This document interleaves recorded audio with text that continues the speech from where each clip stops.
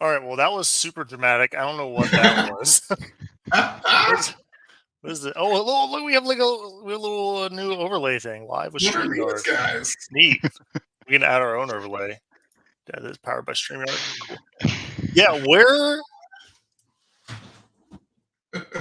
Cliff, you're so not Tim. You're so brave. Just like let's hit the live button. I'll figure out the Yeah, we'll just how to get the what happens. overlay while we're live. There is. Oh! Here it is. Hey. I found it. Nailed it. Yeah. So since the I'm month not that we've cool. recorded last, there is apparently a whole new UI interface for StreamYard, and it also appears that Tyler deleted all of our intros and replaced them all with take all comers. That news was enough for Tess to peace out. He's like, all right, I gotta get out of here. Yeah, because there's only 3 clips. One says countdown for 30 seconds, which is like super dramatic. And I made it about 25 into 30 of the 30 seconds before realizing I hadn't actually hit live. Because it asks you twice. It's like, are you really ready to go live? I'm like, yes. Yeah. And it has a take all comers intro. It has another take all comers. It is different. There's different stuff going on. It's all good. Yeah, it's fine. That's cool. I'm gonna talk to Tyler about that because an X1 intro would be super sick. would be nice. I'm gonna add Alex back. I don't know what's going on with this camera. I think it's still picking up his mic, but he is currently a gray bubble. No, I've got my camera turned off, dude. I have a desktop, so I don't actually have a webcam. I have my phone. Oh, with okay. a slightly jank system I had to hold my camera. Decided to give out. Oh, that's fine. So I am down here now, not up here. There it is. All right. Awesome. Well, now that we're finally all in one place for our future or super scuffed X1 episode, how you guys been? It's been a month. Man, what a month it has been. It's been good. New data slate, sick. Custody is so good right now. Yeah, dude, they just got about what they needed, right, Cliff? That's the attitude exactly you should have what as a custodies player. They're like almost there. Unlike the majority of the custodies player TM population, I recognize when things are a little out of hand. We definitely have too many units on the table. That said, it has been great not auto losing to anything with dev runes at scale, so that's been cool. And the codex should be out relatively soon, so I don't think if they eat any dings, they're not going to be that crazy because the codex coming out. I saw somewhere it was I don't know where it was probably like the Bad Take Factory of like Reddit or something like that, but someone mentioned that like they need that Custodies like squad size needs to go back to like its original. Insane. And I was like, no. Man, like if by original they mean like you can take squads of 3 for it. Sure, but yeah, even the 6 and more than 3 bikes. People the 6-mans can feel 6-mans can still feel a little bit rough, but yeah, you just hit a critical mass like with those 10-man bricks. The banner gets way more value too. Yeah, so everything gets more value. The banner gets more value. The strats get more value. The characters get more value, and you really hit that critical mass of like it's just too much, and like it's the rest of the game can't really like cope with it. That's why they were successful the first time. And then not only that, but like even if you come close to having the stats to stat check that, you're on the razor's edge of like if he has a little streak of hot saves, like with that huge 10-man unit where you just can't actually the chat. You just can't do enough damage to prevent the catastrophic clapback. And that's really where they would like win, right? Is like they'd be like, well, commit or die. And then you commit and then just kind of die anyways because you just didn't do enough. But like with the 5-mans, you can kind of take advantage of like, okay, they're a little bit out of position here, a little bit out of position here. I can chop this unit down, do some damage. Now it's a 2-man unit and a character, which still hurts when it hits you back, but it doesn't like end the game. Yeah, they also need to make trade-offs like shields versus spears for durability. They it's hard, it's only an 18 brick-ish of OC on an objective. So some stuff can like charge in and stop the fight first and other stuff like that. Exactly. The They're 10 susceptible to like battle shock and things like that. It is there's ways around it. yeah. Not really. I think the issue is that like there's like 1.5-ish too many units of actual custodians on the table right now. And it just makes it untenable, I think, at like the mid to mid high skill level where you literally can't just be like, can you deal with 3x5, 3x6 wardens with characters if I activate all their 4-ups? The answer to that question is no, invariably for most armies. And like, now I'm in your deployment zone, absolutely smashing your face in close combat. Hope that works out. Like that's like a legit, just like unga bunga plan that like will work for the majority of your opponents, and that doesn't feel good. That doesn't feel good to be on the receiving end of. Yeah. Right now, it feels great to be on the delivering end of, but that too will get bored. Does it though? Like you're still just, it's like, man, I hope you don't have AOC and or -1 damage with my like AP2 damage to the army and stuff like that. But yeah. I'm a spike dude. It's interesting because like people are starting to tech into like ignore mods kind of stuff. So it's really interesting to see what that, which by the way is very good to custodies, and and also people are Trajan's coming back too. I mean, people have been messing around with like lists. I do like the list to kind of tech in the tanks stuff like that, but there is something just funny about just bringing in like Trajan and 3 blade champs and then midgets to deliver them, and then you just unga bunga somersault your way across the board. It's like World Eaters, but like you don't even have to think as hard about delivery. You just kind of like you're just kind of somersaulting towards your opponent. There's like nothing they can do about it. They're just like backing up, like trying to shoot you before they run out of table. Yeah. It takes slightly more thought to do Blood Yahtzee than it is to like remember to windmill slam the 4-up Feel No Pain at the start of the phase rather than when you get targeted. Exactly. Slightly. Yeah. That, by the way, legit, I'm positive that is responsible for pushing them over the 55% edge because like.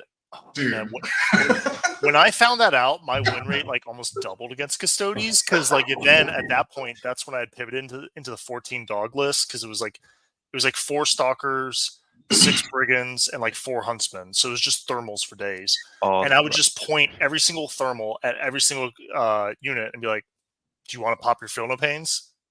And they'd be like, I thought you were saying yes. You were like currently 14 dog.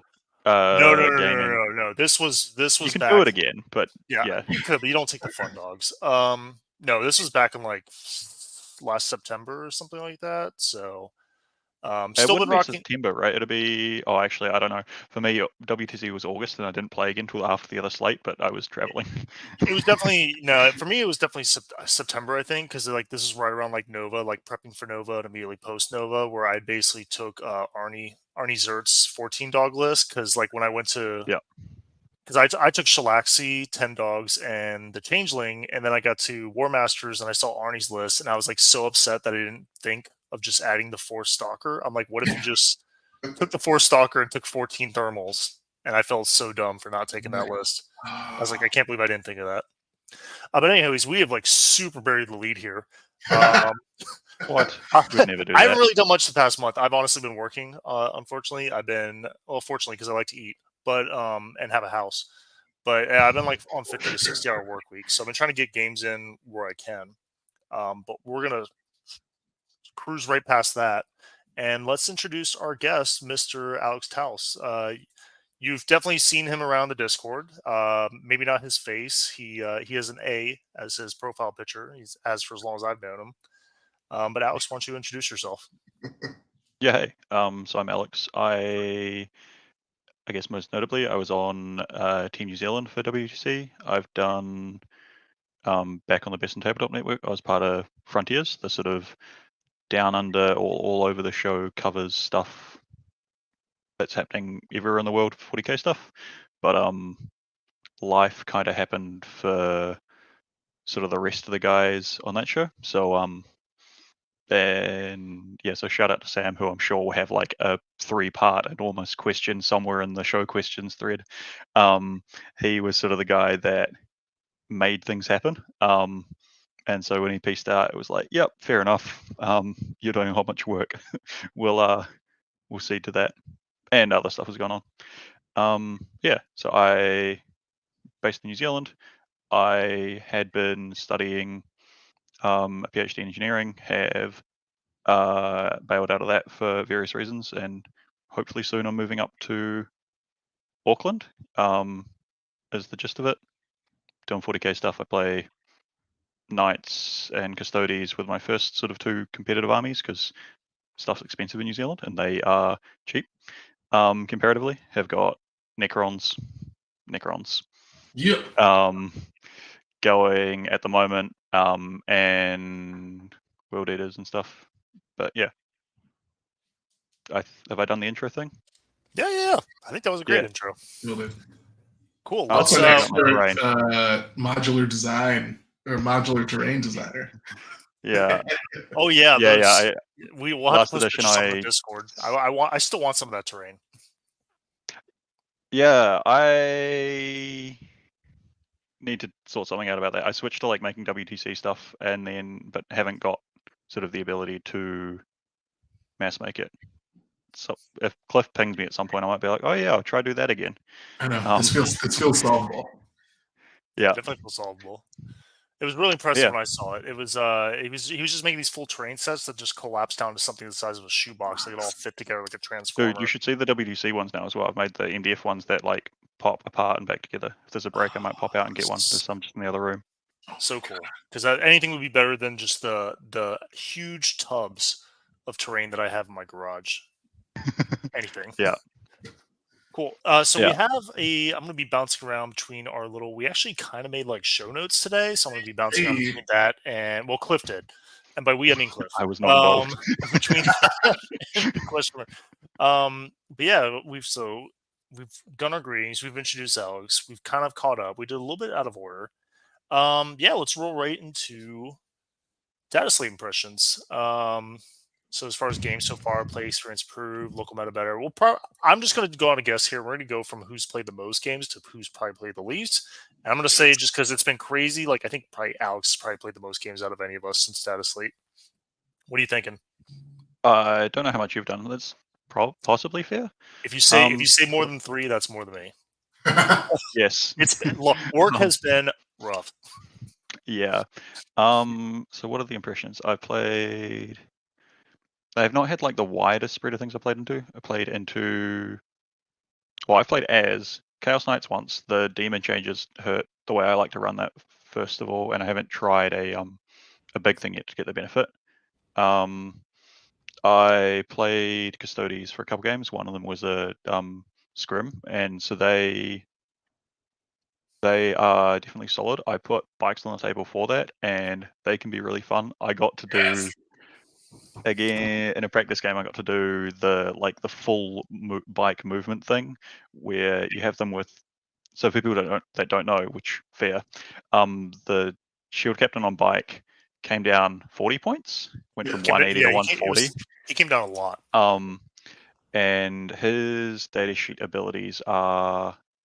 So one of them is the free stratagem thing, but you can't use it on -1 damage because it's infantry only. So it means you've got like a reroll or extra attacks.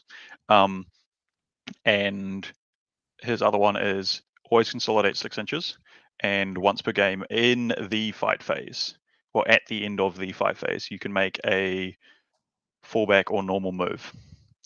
And then the bikes have auto advance 6, and if you advance over something, you can do some models pretty reliably, but requires you to give up their activation for the turn. But basically, that translates to double move if you want. That can also have the benefit of like scoring primary as you pick up an objective on the way, because you can move at the end of the enemy's fight phase, jump out from cover, then go again. And you put Ceaseless Hunter on the guy so that he's got a reactive move once per game. So I had it on a Dawn of War game where he was like fighting a Chronomancer unit against Hypercrypt, like on my own Dawn of War home field. The Chronomancer fell back. I'm like, cool, 6-inch move. End of your fight phase, 12-inch move. My turn, 12-inch move. Charge the dude on your home objective. There's a lot of custodians in my event this weekend, so I'm definitely glad that you are on the show because I didn't know that he could do that. So that's only if there are bikes, which I don't know how many people are doing. Yeah, and we'll see. Can he do that by himself if he's like solo and not in a unit? He can, yeah. He can do the move thing. I feel like if I was going to randomly see him, I feel like I'd see him like maybe by himself. you know. So it's not that way. It's not like too big of an investment into the bikes. It's just like him as a value piece on his own. Because I mean, Yeah, that's fair. a shield captain on a bike, like that's not a character. That's like a vehicle.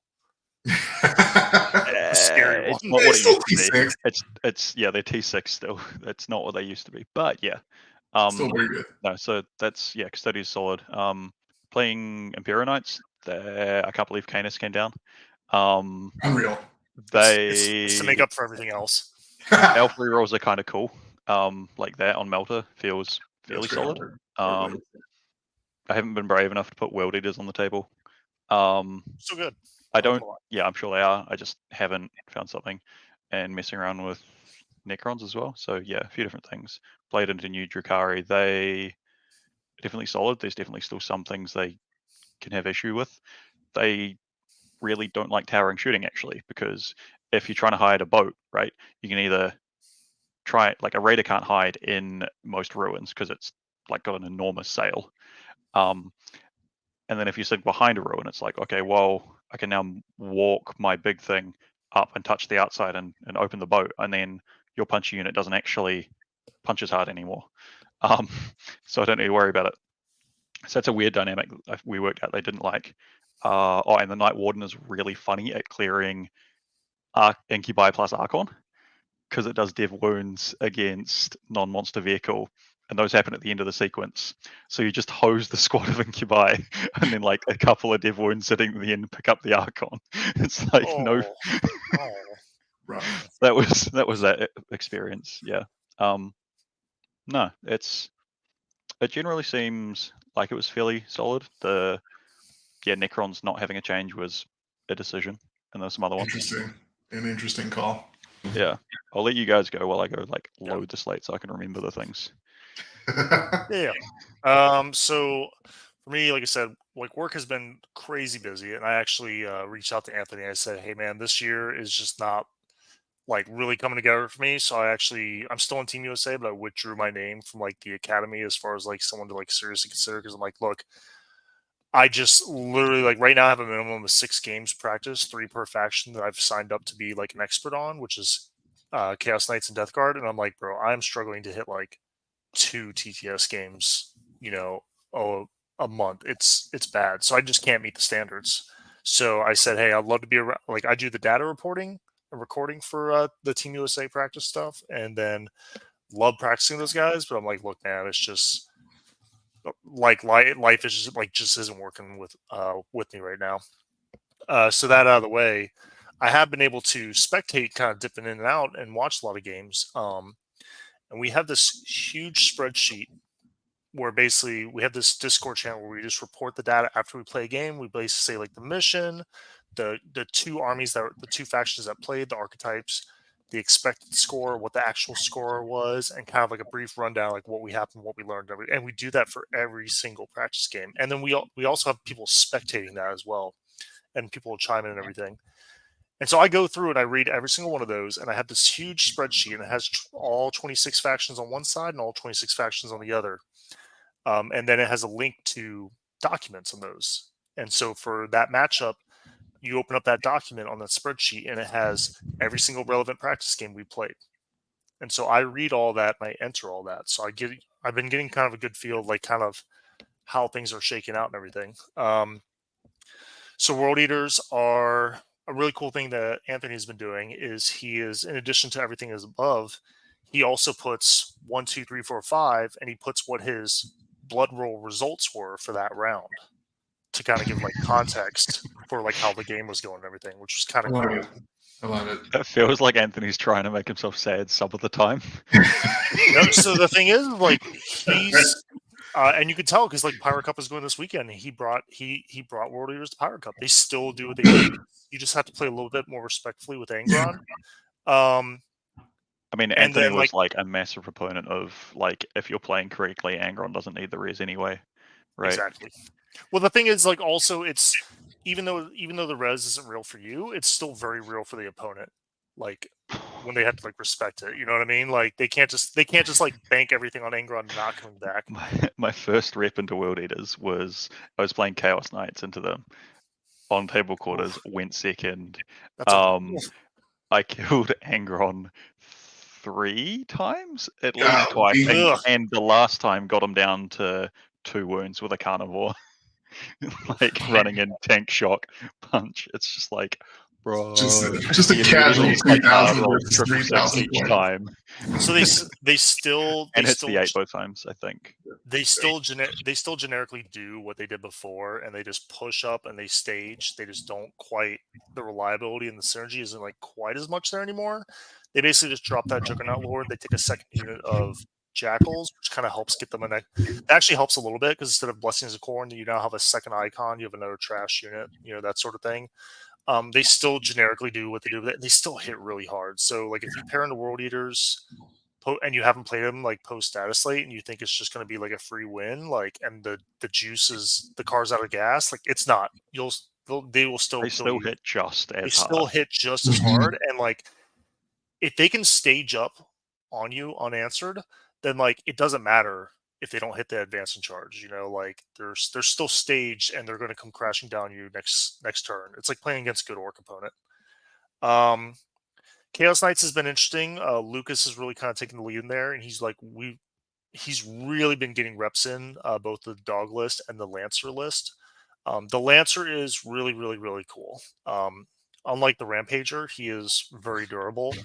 And having double battle shock is nice for stuff like Satan and Avatar and everything. But like ultimately, what we kind of been finding is every single time we play him, we're just kind of like, is this really better than He's so 3 expensive, dogs? though. And we're Yeah. just kind of lean Because you towards said not. double battle shock, I assume you mean double tank shock, Yeah, right? that's what I mean. And you usually running with the battle shock enhancement too, Yeah, right? we're running with the battle shock enhancement because it just makes Yeah. him like, it just completely flips combats on his head when they come in here Yeah. and they have to do battle shock, and it just turns on so many strats. You get to do the spooky birds, like, and also you get to do the 5 of Film of Pain. Birds But is yeah, good.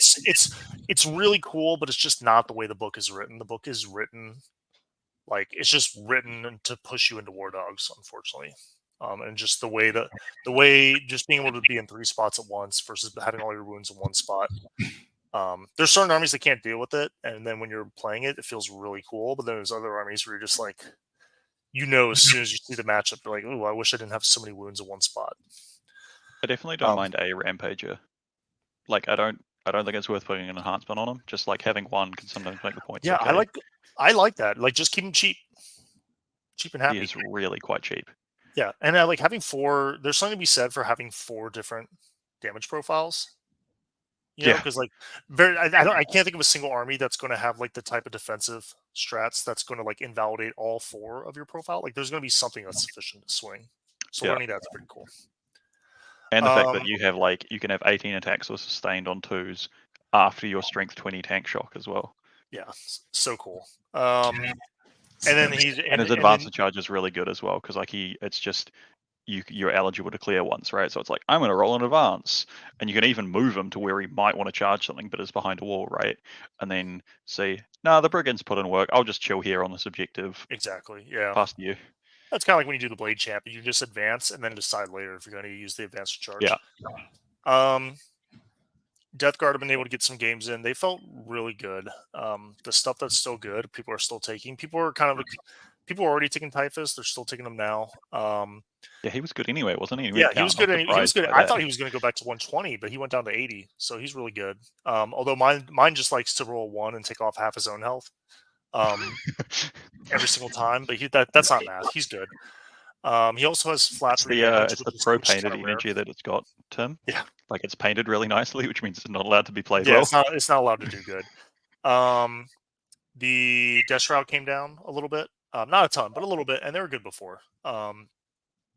I kind of wish Blight Lords came down to 30 points a model, but like they're just not. That's just not a good unit. I put them on the table, and they're shooting in their melee is so middling. It's like 165 or something points for those 5 dudes, and they're like worse. Lords like the normal Terminators, and the other ones are the Scythes. The Death Shroud are the ones with the Scythe, and the Blight Lords are the regular ones, and they basically are just essentially Plague Marines who don't have access to lethal 5s, and now they have a Terminator profile like defensively and price wise. Do they move even slower? Yes. They move 4. Yes. in a world where Basilisks and Nightwinners still potentially exist. Yep. Yeah. No, you like Death Shroud for the most part are like very competitive fortifications. Is how I use them. Love it. Love it. It's a fortification that can like go in a ruin. That's how I use mine, anyways. But yeah, Dude, if Death Guard could take a Redeemer, then they'd be like, oh, I wish. I wish. I'm gonna try to like mind bleach that because it just makes me so happy to think about, and then sad. Because man, the Death Guard Land Raider is like almost there. Plague Marines are still great. PBC are still great. People are running those. Drones I thought were kind of good. I liked having like maybe like a random one in a list. And they went down a little bit, so it counteracts the Nurglings going up a little bit, which you still want. the troops went up too, didn't they? They went up to like from 16 to 18. But you still want to take like 20 to 30. They're still good. The Lord of Virulence, like a Virulence, Nurgling unit lost sort of thing, yeah, right? exactly. Overall in your army, yeah. The Lord of Virulence, who has great synergy with PBCs. PBCs, Death Shroud, and a couple other things in the list went down. Mortarion, he didn't get a direct buff, but he got the same thing as Trajan, where they basically said, "Hey, your ignore modifiers that thing ignores modifiers is like the good version, right?" Yes, exactly. And then like now it also like works against like damage and like save reduction, all that kind of stuff. So just all the good stuff. So you're seeing. I was going to say, I assumed until recently his ignore modifiers is like one of his 3 things that he picks, but it's like the always on one, and he has something else as well. All the time, yeah. So his like, 3 things. His 3 things is a Lieutenant Aura, a always count as in cover, and then he increases the contagion range of stuff within nearby him by 3 inches. So there's a pretty funny thing. There's a pretty funny tech thing you can do where I messed with it, where you take a Death Guard Lord. Because he does the Nightbringer thing where he pings you for mortals at the end of every turn. But is that contagion range? It's in contagion range. So turn 3, it's 9 inches, but he takes an enhancement, makes it 12, and by nearby Mortarion, it's 15. So it's just like turn 3, it's just everyone on the board is just taking mortals for the rest of the game. It's every player taking turn. It's really That's ridiculous. It basically turns them into fucking Starborn Seraphon. Do you put them in the well, it's like are you inside your? It's like, are you playing primary? Unit? Are you playing primary? Congrats, you're taking mortals. Yeah. So, you put them inside your Death Shroud fortification unit. Exactly, I would. So yeah, and then the funny thing enough, I kind of had a hunch this was going to be a thing, but like Thousand Sons are looking really good. England and Team USA took them to Pyra. I don't think anyone else did, but like we've been throwing them in a lot of games, and they feel really good. They got addition via subtraction of everyone else, honestly, and their profiles line up amazingly into Necrons, which is obviously a good place to be. And as long as you can play the keep away game with Custodes, they're actually really scary into Custodes as well. Custodes still don't love mortals, right?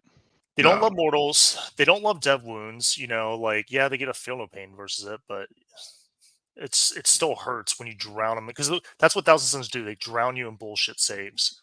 Also, they really don't love mass turn off your armor save, 1 damage shooting with +1 to wound from Magnus. Does that work? Does the +1 apply? I don't know. Don't ask me Thousand Sons rules. I technically own Thousand Sons, and like technically I know how to play them, but I have no idea what's going on with that army. I just know that the army that the damage is just ludicrous until like all of a sudden you do enough damage that the damage stops, and then you don't step on objectives at all against that army until you like do some damage. That's all I know about them. You stand on objectives, you just die. So I stand on my home objective, I stand on like one other objective, and then if you try to push into them, you don't step on the middle objective because you'll just get vaporized by like a lone character or something like that. Is it fair to consider that faction like a very high, requires a pretty high skill and has a quite high performance ceiling? Absolutely. Yeah. Is it a skill floor or a skill ceiling? So skill high skill floor. Yeah, so skill floor is the minimum level of skill you need to be. I know, totally hook. The skill floor is the minimal amount of skill you need to be functional with the army. Skill ceiling is basically how much of the army is a bottleneck for your performance and your skill expression. So it's very high skill floor, high skill ceiling. Whereas like something like Chaos Knights, Imperial Knights, for example, you can with minimal reps, you could probably get to a point where you could probably go like 3-2-4-1 at a GT. Yeah.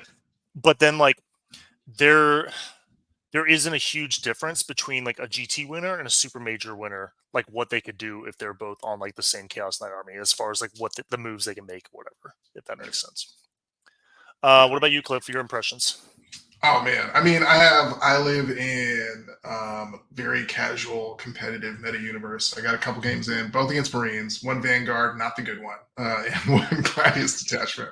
The good one meaning John, or like yeah. At least that list, which I think it does require some skill and mastery of movement and execution, but it's just like flatly better than other versions of it. You can take the Sam, it's ridiculous.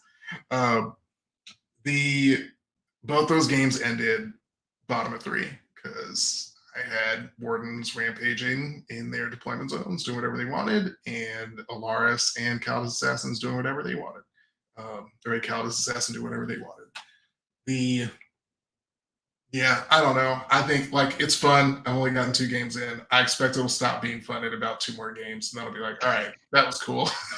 I need fewer units. Please give me a reason to take bikes. It's fine, Cliff. You can take bikes. They're still expensive. That'll give you less units. Yeah, just pay the internal tax. It's kind. Yeah, I don't know. They really are tough to balance because I think in like an idealized universe they'd function like less powerful versions of armigers or like war dogs, where you've got like maybe 20, 25-ish models on the table if you're going all custodies, but like they hit like trucks, but you shouldn't be able to be in so many places at one time and expect to like still make it through significant amounts of shooting. Like I don't know, it's a little bit problematic. So I'm hoping for like like revert those points changes. It was crazy. We've got too much stuff on the table right now. And maybe ding the durability a bit on Warden specifically. Look, dude, just wait for the codex. Yeah, I mean, yeah, we'll see. Yeah, we'll see. Dude, but typically, I hope the codex gives the Contemptor Dregs their legs back. Yeah, those guys going from move 9 to move 6 is pain. I'm just waiting for look, it's uppy downy with charge after deep strike. Sick. That guy. Here we go. Yeah, that's been my experience. Oh, I've got an RTT coming up too. So. Oh, sweet. Speaking of uppy downy stuff, Cliff, you'll appreciate I'm running 5 stun. I'm going off a game after this. You're amazing. You're triple transcendent, Nightbringer, Void. Yeah. Yes. Gaming. So good. I've got a. Now you mentioned I got a GT this weekend. I think I brought it up. I can't remember, but and then at some point later on, we'll again not to bury the lead. We'll actually post up my list and everything, and we'll talk a little bit about that. Yeah. Part B of this question. Well, I guess Cliff mentioned about like what did GW miss? They hope they catch soon. I definitely think we need to keep an eye on Custodes. I also think it's probably cheating to say like AdMech and Necrons, but I think that's like the elephant in the room. They wanted more data. Mm-hmm. The weird thing I hope they do when they go back on a pass at things is like with the Custodes Dev Wounds thing that they put in, right? It would be really nice if they give CSM a bone of you can put any marked things in an undivided Rhino. Yeah, that just makes sense. Feels like it would be nice, like a token sort of thing. Feels fluffy, would be better. Yeah, because I understand like why they didn't do the mark thing in the first place, right? Because it's like the Space Marine, like, oh, what can go on what transport thing? That's just a headache and annoying, right? Like I think the biggest issue was the fact that it was like a Nurgle Rhino. Like Nurgle was the one that you wanted for shooting as well, right? So you could have your punchy unit with the thing that's good for punching, but then they have guns that they shoot out of the top that gets the Nurgle bonus anyway, and you can use the Nurgle straight. Yeah, there was. Yeah, it was a little bit. It's kind of weird that Nurgle, like, Death Guard have the worst version of the Nurgle hard to hit at distance We stratagem. don't talk about that. We don't bring that up. But yeah, Okay, GW is that is in the kind corner of with the Nurgle Redeemer? yeah, exactly. Like the actual followers of Nurgle, like don't get to turn invisible, but like meanwhile in CSM, like one guy's uncle like heard of Nurgle and then they just turn invisible. Even better, you can have the Plague Marines join the CSM, then they learn how to be invisible. Because Plague Why are Marine you like Ally this, didn't do Alex? it. Why are you like this? Dude, you took the bait so well on the skill floor, Oh yeah, skill ceiling exactly, thing. exactly. Like I'm really good at you like Pavloved me. I'm really good at like knowing something is bait, and I'm just like, fuck it, we ball. I'll just go in anyways. I know, like I did, like it's just sitting there, like with like in a bear trap with like a box, like and like a stick, like over it, and like a carrot on a string, and I'll just go for it anyways. You'll be like, I know that's bait, but I'm going to put on my fish fear me hat and dive after it anyway. Going for it anyways. Cool. So yeah, no, part 6 event we're most excited about coming up.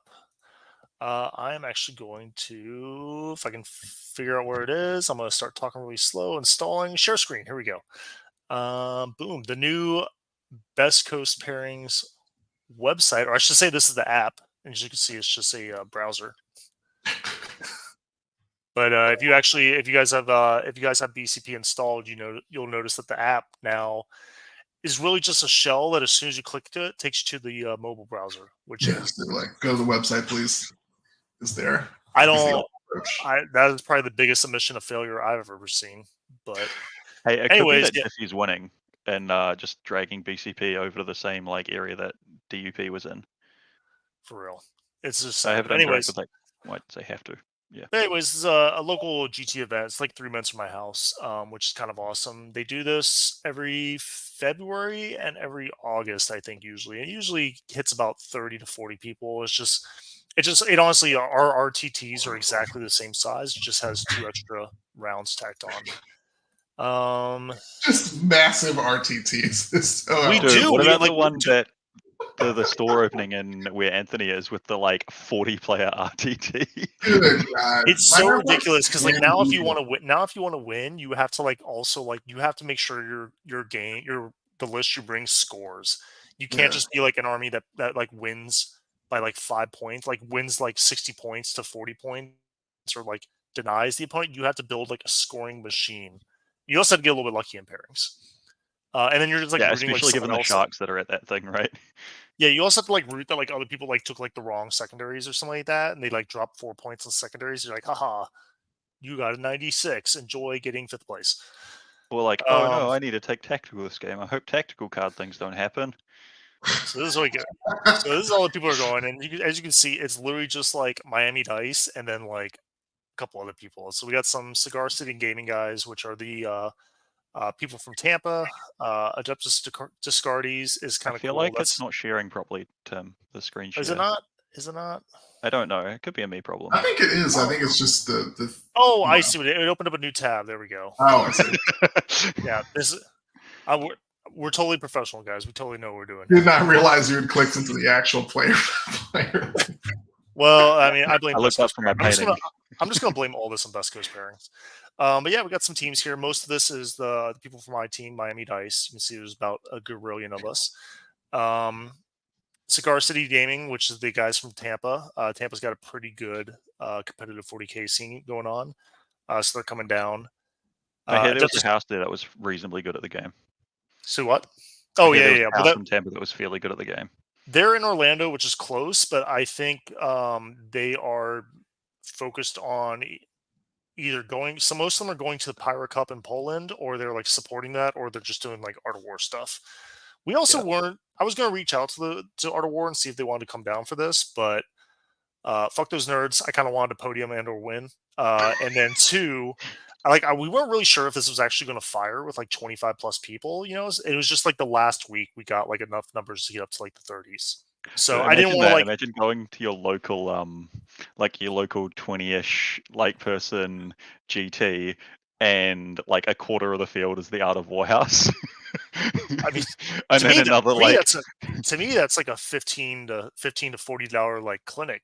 You know, like people pay like 150, $250 a month for like one-on-one coaching with those guys through a computer screen, and you get to have it like for like in person. So that's the way I look at it. Yeah, but that's because you have like a very mature, growth orientated mindset, Tim. Some people just like, all right, let's go have some fun. Oh, what the hell? Oh, what the fuck? you draw an art of war round 1, and then like round 3 or something, you catch Mark Parker and just get like just get unga bunga. around. The best part is you pair into like Mark Parker, and you don't even know where he is, and you hear snoring, and then you look under the table, and he's asleep in his Tevas and shorts and tank top underneath this 50-year-old man asleep under the table. You're like, what is going on here? Him and Trimble, like on the opposite ends of the US, just like running it down towards each other. I would love to see a Trimble Parker game. Yeah, but so and I want to give a shout out to these guys, Adeptus Descartes. That is a kind of like the new group, or the new blood, I should say, down here in South Florida. That's cute. They've been in there just like grinding out games constantly. Every time I go to the store to pick up like a model, or to like just say hi or pick up some paint or whatever, they're always in there getting games with each other, and they've really started to like kind of show up. So it's really cool to kind of like have like some local competition. That name pains me a bit, like when people call them custodes instead of custodies, because it's like Adeptus Descartes. Is that how it's pronounced? Like that, right? This is what's funny about it. Yeah, it's Descartes. Yeah. I learn something new every day. I don't even know what that word means. So, like, please, I'm obviously the least. Yeah, it's a philosopher. Cartesian coordinate system as well. Yeah. I'm obviously the least educated person on here, so I'm more than happy to learn. He did a bunch of like early work on like very early physics, like sort of geometry stuff, I think. Some geometry stuff, a bunch of like early, like, this is how the planets and solar systems. So now I'm like wondering, like, do they know it's pronounced that way? I think they do. Right? They're being cute like about it. That's right. Like I'm like, is it part of the joke, or does like now I don't? It's like Inception. I think it's part of the joke, because you don't say custode, you say custodies. In this case, you don't say Descartes, you say Descartes. They're definitely doing it on purpose. If they're not, shame on them. So it's like if you know how it's pronounced, it's Adeptus Descartes, and it doesn't make any sense. But if you pronounce it wrong on purpose, but it's like, what if you're pronouncing it wrong on purpose, but it wasn't on purpose? It's like I just put a comment in there, right, as well, of on YouTube. This is making my head hurt. Anyways, can you highlight it, Tim? Anyway, it's like if yeah. Let me find it. Goes to Chipotle. Oh my god. This is getting to like peak dad humor. So anyways, pull my list. All right. Socrates. Did this open up in a new tab? I gotta check. Yep. Yes. Sure did. I'm gonna have to do this every single time. Let's go. The list. Let's go. I zoom in on this. There we go. The biology professor. Oh god, 5 points left. I know. I couldn't find anywhere to spend it. Nowhere that I like to, anyhow. But yeah, this is a pretty, I think, standard list. 2 Putrefires, 2 Blightspawn. Don't worry about this. 10 Plague Marines. Don't worry about what? Look away. Nothing. 10 more Plague Marines. 2 Rhinos. This is my fortification here. 6 Death Shroud Terminators. Blow drone. Plague Squad. All flamers. Because we have 2 people playing Swarm and a couple people playing Eldar. I think I'm definitely going to have to go through a non-zero amount of them at the tournament. 10 Poxwalkers, Nurglings. But yeah, all it's pretty standard. The only like spicy part is this guy right here. Death Guard, Chaos Lord, and Terminator armor.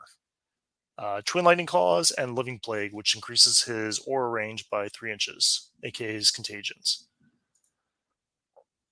And yeah, that's pretty much it. Speaking of, I just actually painted that guy. I'll hold him up to the camera. Yes. Let's go. Focus. Oh yeah. Yeah.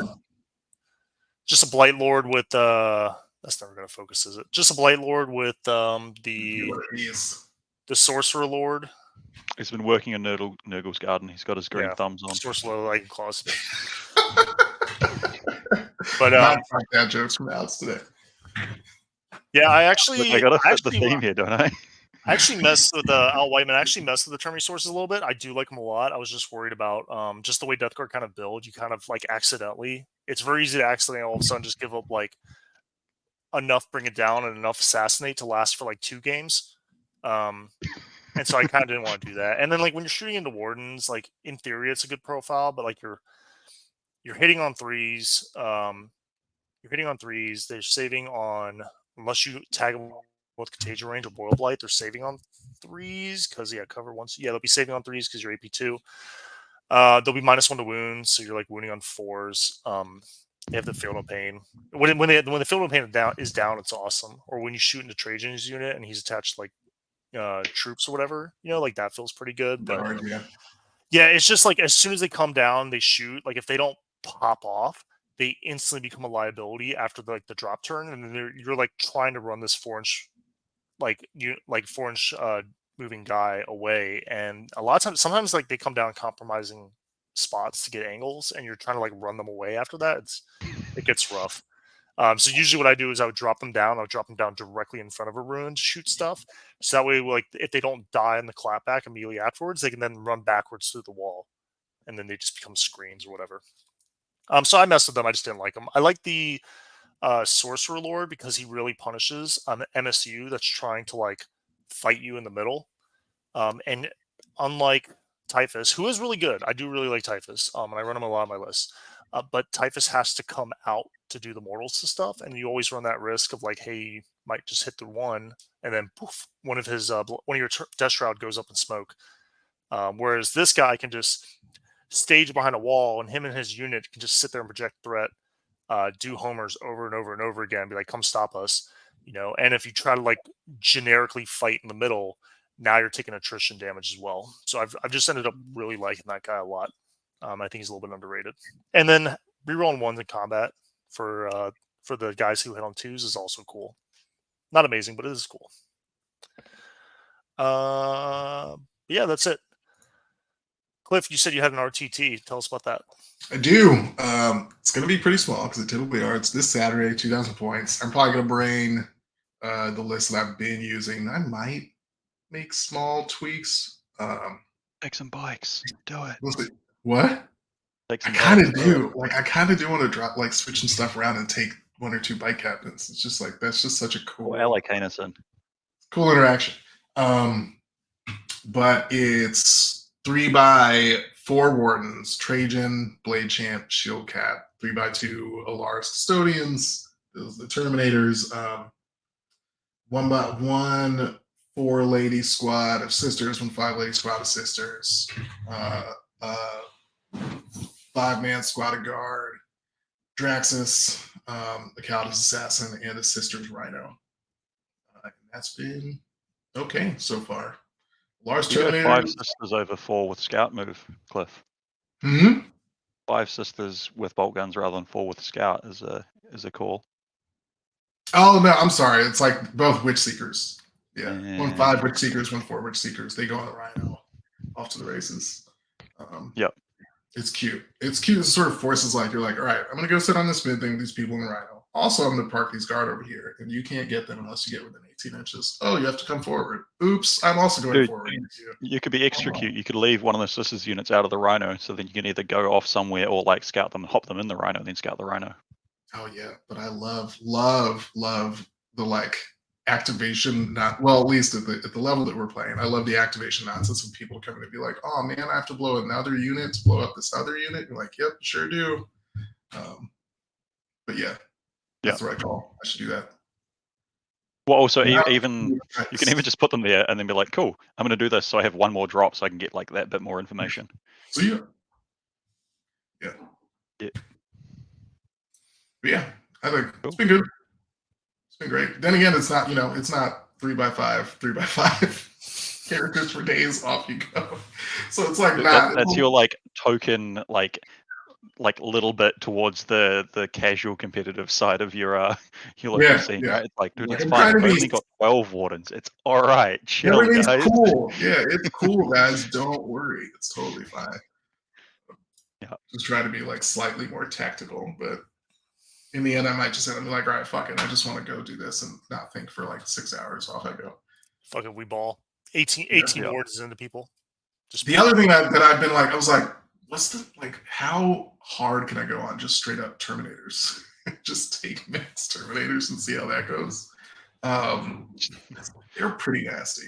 I mean, as long as you don't bricks pair of into 7. like, I feel like as long as you don't pair to like Artie Guard, that feels fine.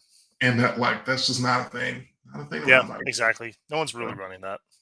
the thing that does scare me, which I don't know, maybe I'm not. I keep bringing this up, and people are like, they're not that good. It's really hard. Like, Tau fucking shoot, man. Like, shoot hard, and like a bunch of breachers with devilfish. Like, I'm just eating about like make 55 3-up saves. Like, okay, crap, that's not awesome. Yeah, if you yeah, can, sure. You could just like not be on objectives though, then the breaches get much less happy, right? Yeah. Sure. A lot of it is like Kudos. how much if you're playing a list that like lets that one crisis unit get like a thunderous activation over and over and over again, like that can feel really punishing. Yeah, that could do it. If you're running MSU or transports, then like it doesn't feel as great for them.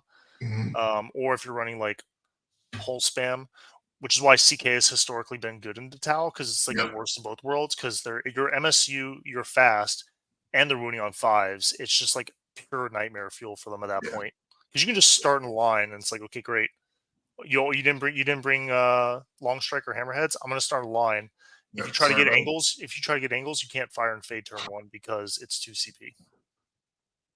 One thing that CK feels a bit weird about into Tau though is if now that Drip Tide's around, they can just be like, they're just like, if there's a long sightline, it's like, they're just over there in the open, and they can like just measure 36, and you're sad. Unless you got a Lancer, then maybe you can roll an advance roll, but still.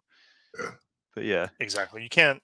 The Riptides don't do a ton of damage in one turn into CK, but they also don't get punished for standing in the open. Yeah. And taking multiple turns to shoot at you, which is the big thing. That's it. I played this with Imperial Knights actually, where like I had Canis with the long range gun as well. CK can just be like, okay, well I'm not gonna do that. I'm just gonna send this carnivore, run it through the walls to behind there, and then next turn it'll run through that wall and charge you through the other wall, and I'll punch your Riptide out. Because Yep. Unless your carnivores roll like mine, where they drop 2 hits and a wound every single activation. This is because you're not running a rampager, so you could then like log leash them. Yeah, that's true. That's where I'm messing up. I have a sick rampager too. Like I should just run that. Put that guy on the You really do have a great one. You've done great work on that model. Yeah, you can actually see like kind of like right up here my Lancer up there. Some with the axe. Yeah, that guy's well, he doesn't fit my case. He's just too large, so he just sits up there now. Chaos Knights in the background. You got these two. Oh yeah, big time. Right next to the horn. Right next to the horn, exactly. Mine I threw in the other room instead. Alex, do you have any events coming up? I don't think so. I'm trying to get the like team organized for what is it? Come on, brain. It's blanked. ANZ teams in couple months, just over 2 months, I think it is, or something. Trying to get that finalized, while also looking for work, trying to plan to move and other things. Just a few minor things on your plate. Just some low key life stuff. Look, at least I'm not trying to do the whole job thing currently, and I'm around helping my dad recover from surgery, so that's worked out okay at least, which is why I have some time. But yeah, that's good. How's he recovering? How's he doing? Yeah, generally all right. Like there's been some hiccups, but it's like steady progress is being made. He's managed to like put on a bit more weight after being in a hospital bed for several weeks. Like the other day I got an update. He came in and was like, I've put on weight. It's increased. We're going in the right direction. Trend it up. Otherwise, like scrims with Team New Zealand and stuff. Rickard Yeah. from Discord. Goddamn, bro. Yeah, man. I think I might be going to one of those teams events because, like, long term, I'm going to Canhammer Team Tournament in April. Cindy's going to try to get some leave approved as well. She might follow me up Ooh. there. So it's cool. I'm playing. I guess Red Dragon. I guess put together a team and they asked me to be on it, which is kind of cool because they offered to pay for my plane ticket. So Sick. yeah, especially because Porter flies directly from Fort Lauderdale to Ottawa, so that'll be cool. Um, and then yeah, if Cindy can get the time off, then Ottawa looks like a beautiful city. I haven't been, so I'd love to bring Cindy and Victor along, make a week out of it. And then Champions Cup, um, we had 8 people, and then one of them like committed, then he had to bail because he couldn't make it, and then another one found out he was pregnant. Well, his girl was pregnant, which is awesome, but like the delivery time or whatever was like in September. We're like, okay, you're out, obviously, And then Yep. this morning, I meant to do it like last week, and this morning I put out an advert. We got one person, our boy Philly Paul. He's not in Miami Dice, but he's like we've known him forever. He was actually like on Team USA back when it was like ETC, like 10 plus years ago, like way back when. So he's like familiar with team stuff like that. We always meet up with him at LVO and hang out and have dinner and stuff like that. So he's a longtime friend of the team. But we put out an ad this morning, and I was just planning to put out the ad, go to work, and then come back and check when home because I don't have Discord on my phone because I'm trying to like unplug from social media and stuff like that. So I was just gonna like put it out, come back tonight and check. I made it like 2 feet away from the computer desk, and I had 12 DMs and like 3 text messages. I'm like, what the fuck? So that was cool. So like it instantly filled. So congrats, Grant from the Discord, Grant H. He's our eighth man. I think he's going to be. Let's go, Grant. This is admin Grant, yeah, with the Death Guard and other things. Yeah. So the event is in Plano, and that's where he lives. So it couldn't work out any better. Let's go. So that was really awesome. And then I reached out to everyone that took time to respond. I basically said, hey, I didn't expect this, but it filled like instantly. But I do appreciate you reaching out. And then also, I know this event is like 7 months away, and we have like 8 dads with like careers and stuff like that or whatever. There's a real possibility that like there might be another drop or two. So like, can I please keep you in mind, or like if that sort of thing happens or whatever, because I would love to just take like a 30-person team if I could, but obviously it's only 8 people. So suffering a little bit. Low key awesome. A little bit of what Team USA did last year at WTC though. Like basically, yeah.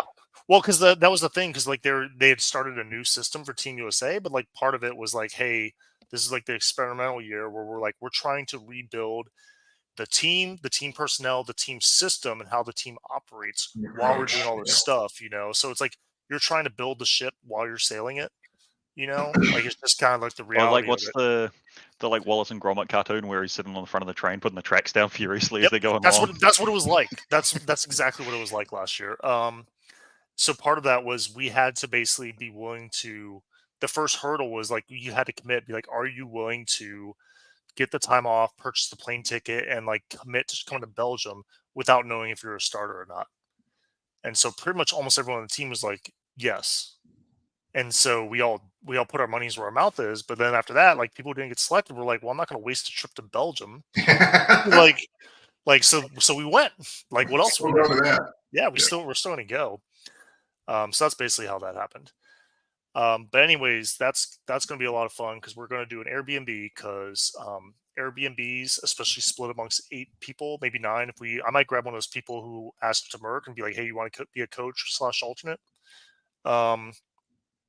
But an Airbnb split between 8 or 9 people, you can basically rent out a mansion for like $60 a night per person, which is way cheaper than a hotel. So we're going to get an Airbnb. We're going to try to get a pool, a grill, chip in for groceries, get a rental van, everything. And just we're going to make it much, much cheaper, much more like fun, kind of like a weekend hangout with like the friends and teammates and that kind of stuff. So I think a lot of these guys is going to be their first team event, and so I'm really excited to like show them like the camaraderie and like why it's so much fun, especially 8-man teams, because so many more factions are viable in 8-man teams versus like Mhm.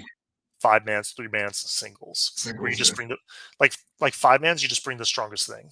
Singles, you just bring the strongest thing. But like 8-mans, there's actually like some nuance, especially when you get deeper into the pairings process. Yep. You guys ready to go into questions? Yep. All right. Let's do this. Oh, so many questions. All right. Well, that's a lot. Holy They're crap. strangely poignant. I know, like we're going heavy today. Holy crap. From Rickard, a non-gaming question. Every time I go to the grocery store, I afford myself a little treat. Could be a chocolate bar, could be cookies or Doritos. Do either you do something similar at the grocery store? And if yes, what are some of your favorites? I am a sucker for pistachio ice cream. I don't know what it is. I think it's because it doesn't have the salt. Like pistachio ice cream doesn't taste like actual pistachio. When I eat real pistachios, all I can taste is the salt. Yeah. I've spent But too much time with Blake Law. I don't know if you spent any time with him, but a little bit. But no, it's just so good. I don't know what it is. So I'm a total sucker for pistachio ice cream. I don't do this every time I go to the grocery store, but every weekend I get either a single Mexican Coca-Cola or a 6-pack of the tiny cans because Coke is legitimately the greatest soft drink ever created. I But agree like with that. you cannot have it every day. It will be bad. It's so good. My God.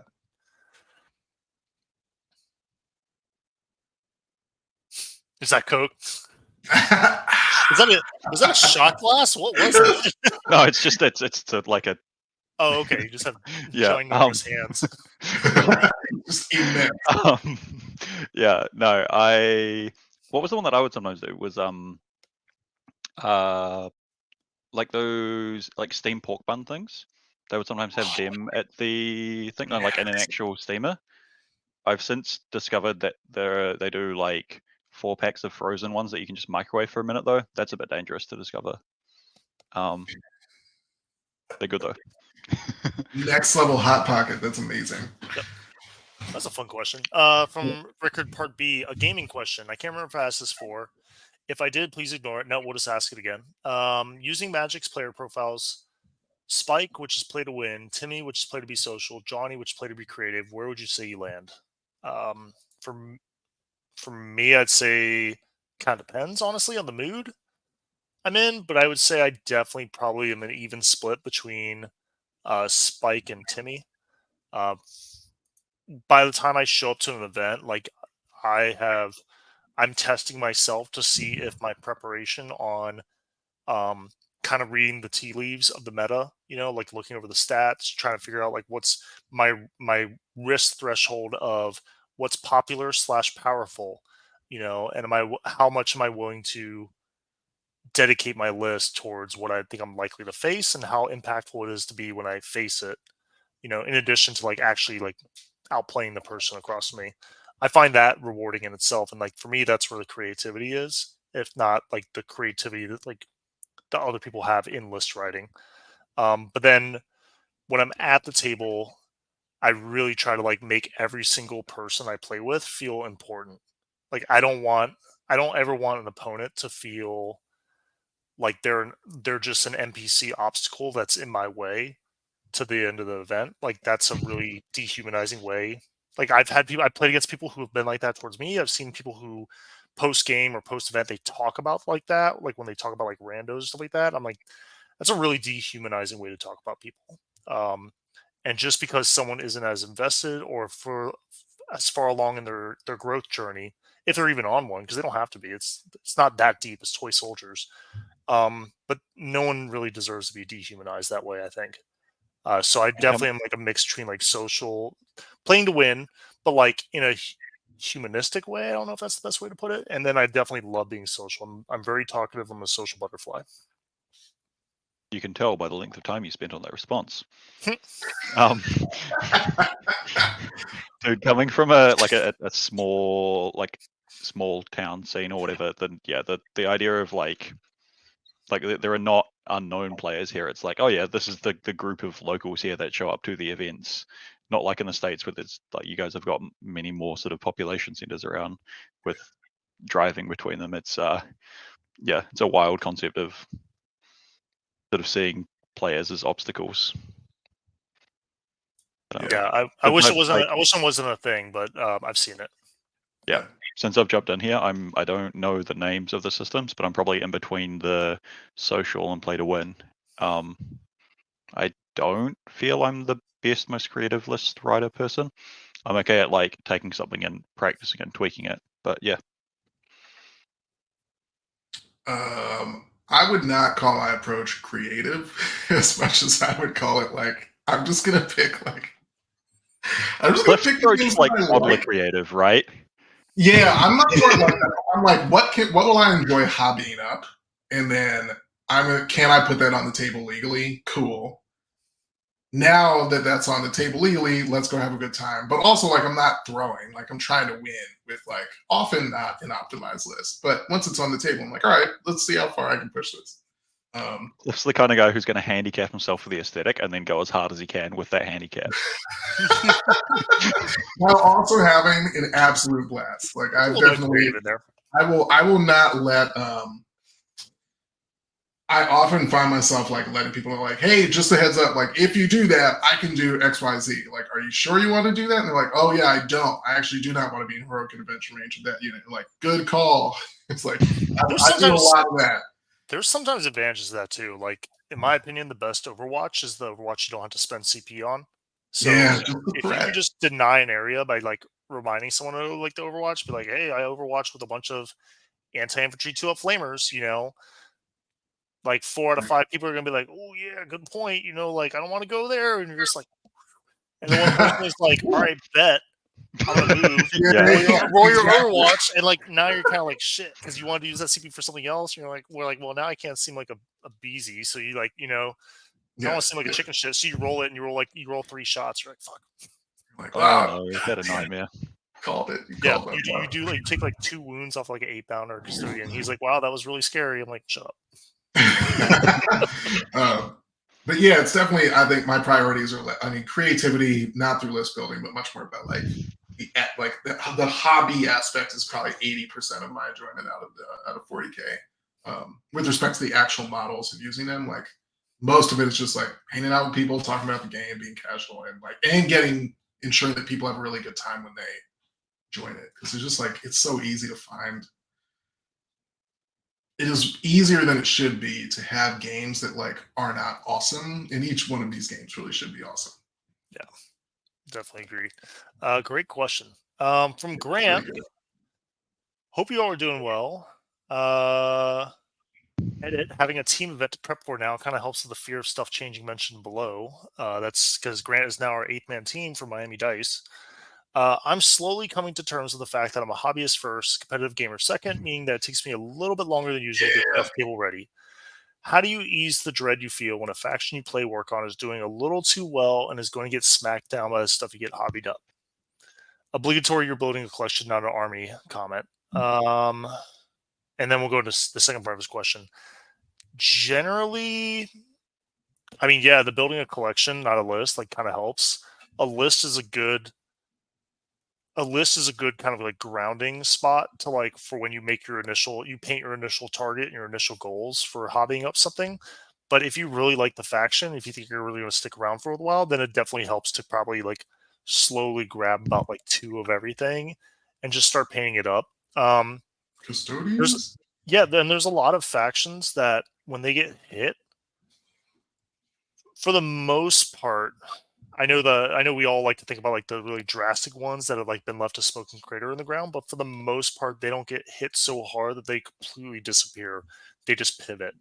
I mean, CSM, right? People say got hit really hard. I was joking with like a group chat of friends that the Reddit Meta Monday guy was like, oh yeah, CSM are the worst faction now because they've got the lowest win rate or whatever, but have won an event. I'm like, they've still won something. Never mind that, it's an outlier, you know. Like, and people saying they got hit too hard and harder than Eldar and yada yada yada, right? But like, it definitely felt like they got hit definitely felt like they got hit harder than Eldar in a lot of ways, but Yeah. we'll see. I think there's still a lot of juice left in that faction. It's just they're gonna have to kind of contort themselves a little bit because it's some of the immediate, like, not only did GW hit what was the problem, it looked like they also hit what were going to be some of the obvious pivots. So now, like, they're kind of in a spot where, like, the truly dedicated CSM players that didn't abandon it are going to have to, like, figure out what the not obvious pivots are. And once they get the reps in and they figure out the meta and they practice and they start getting the events, then we're going to see where some people come back and kind of crib their notes and do well with it. But that takes time. Yeah. But the best thing Yep. you can do is honestly is just anticipate the hit. Like when you know someone's swinging, you're about to take that punch. Just kind of anticipate the hit and like learn to take the hit. Like roll Have with your punches or whatever, right? Like, yeah, have your like start thinking ahead of like things you might pivot to. Also, like things that you think might get hit might not get hit. Like I thought Typhus was going to like go back up to Necrons. 120. Yeah, like Necrons. Like so sometimes you're waiting for a punch that never comes. Mhm. So yeah, the best way is like you said to build the collection, not the list. I think there's also a bit. This is more of meta observation about meta observation. A meta observation about like Reddit's, not even just Reddit, the discourse surrounding win rates and analysis of like competition in 40K.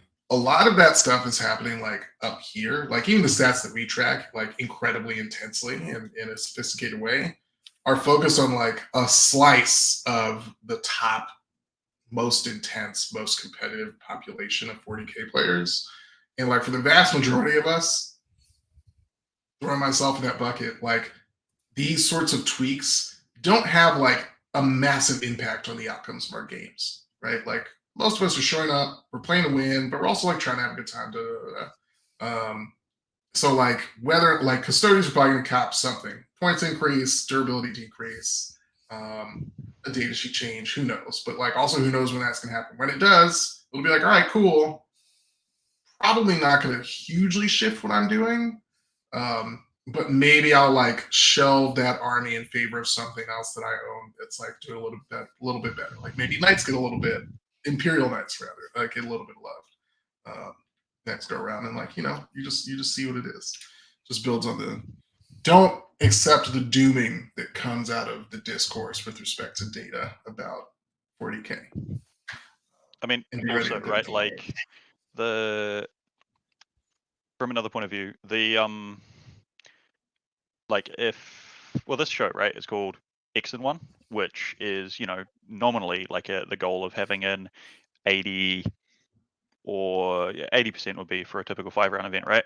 Win rate, which none of the factions have got that.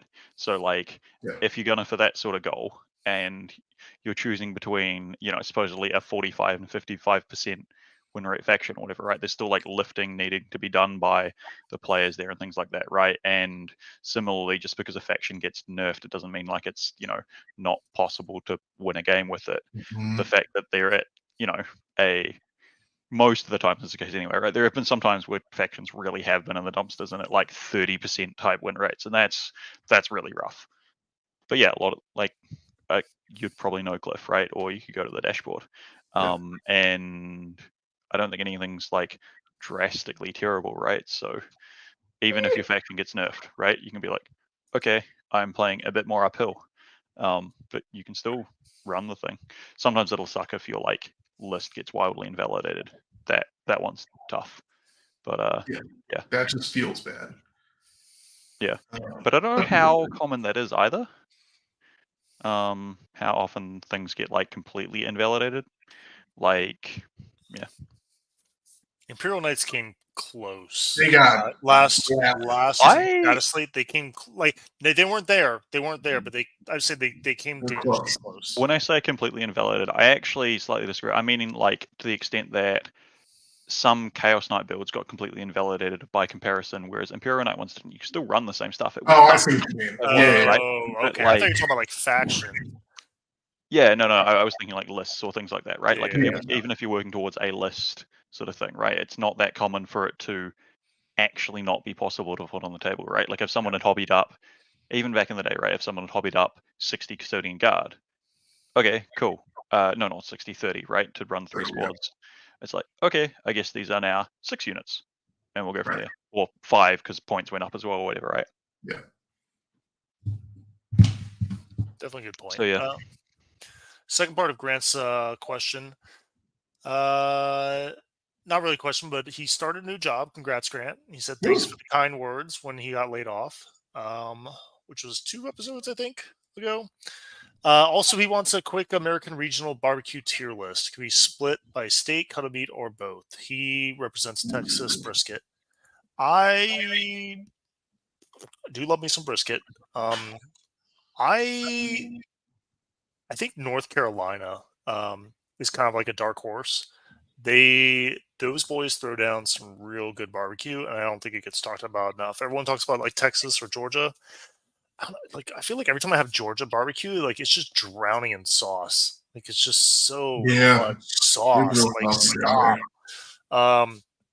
Man, North Carolina like has like the rub game down.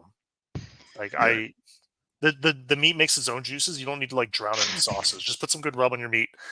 That's right. Rub the meat. Slap the meat. Rub it. Alex, what are your thoughts on rubbing the meat? I'm thinking you may have managed to out immature the message that I got from like I don't know what time in the US. Noah Badone messaged me yesterday because he was being a child with his Lancer. But yeah, that's all I got. My only points of reference are what have I had? In the States, I had the Argentinian barbecue when I visited Nathan. That was pretty good. I don't know where that comes on like the overall list of things. I'm sure I had something one of the times I was in Texas. Like I was there for a week, and the other one was on one of the flights out. I had a long stopover in Miami, and this is like my first trip there in high school. On the way out, and we went to a restaurant and they had bacon wrapped hot dogs, and I'm like, if this is going to be the last meal I have in the States, and these, there were the options on the menu to get 1 or 3, and I'm like, I'm hungry, I'm about to get on a plane. I went for 3. I finished at least enough. I finished more than half of it, so I felt justified with the decision. That was way too crazy. Like, also shout out to like Brazilian steakhouses. I don't know if that really kind of falls under like barbecue or whatever, but I'm gonna throw it in there anyhow. Like a good Brazilian steakhouse is just incredible, where they come out with a giant knife and it's just like filled with meats. And you just get the meat sweats. I went to an all you can eat one of them. There was a Brazilian one. It was, I think, for my 21st actually. That was good. They were just like, they kept bringing you stuff out, and it was just like, it was only like skewers at a time or whatever, or like small things. It's like, oh yeah, this feels fine, and then you realize you've just been here for like an hour constantly, like eating meat with the occasional break of like a deep fried polenta chip or whatever, and it's like, oh yeah, good. The rest of your evening like is just canceled. I'm surprised. So like my pick here is Tennessee dry pork ribs is like that's the pinnacle, I think, as far as like pork spare ribs go. So good. Is it Tennessee that does the hot chicken? Like that's Nashville, right? That's Nashville, yeah. Yeah. That's pretty good. I know this because that's the marketing that they put on the like American style fried chicken stuff that you can get from the supermarket here. Nashville's a spicy one, and Louisiana's the like generic one.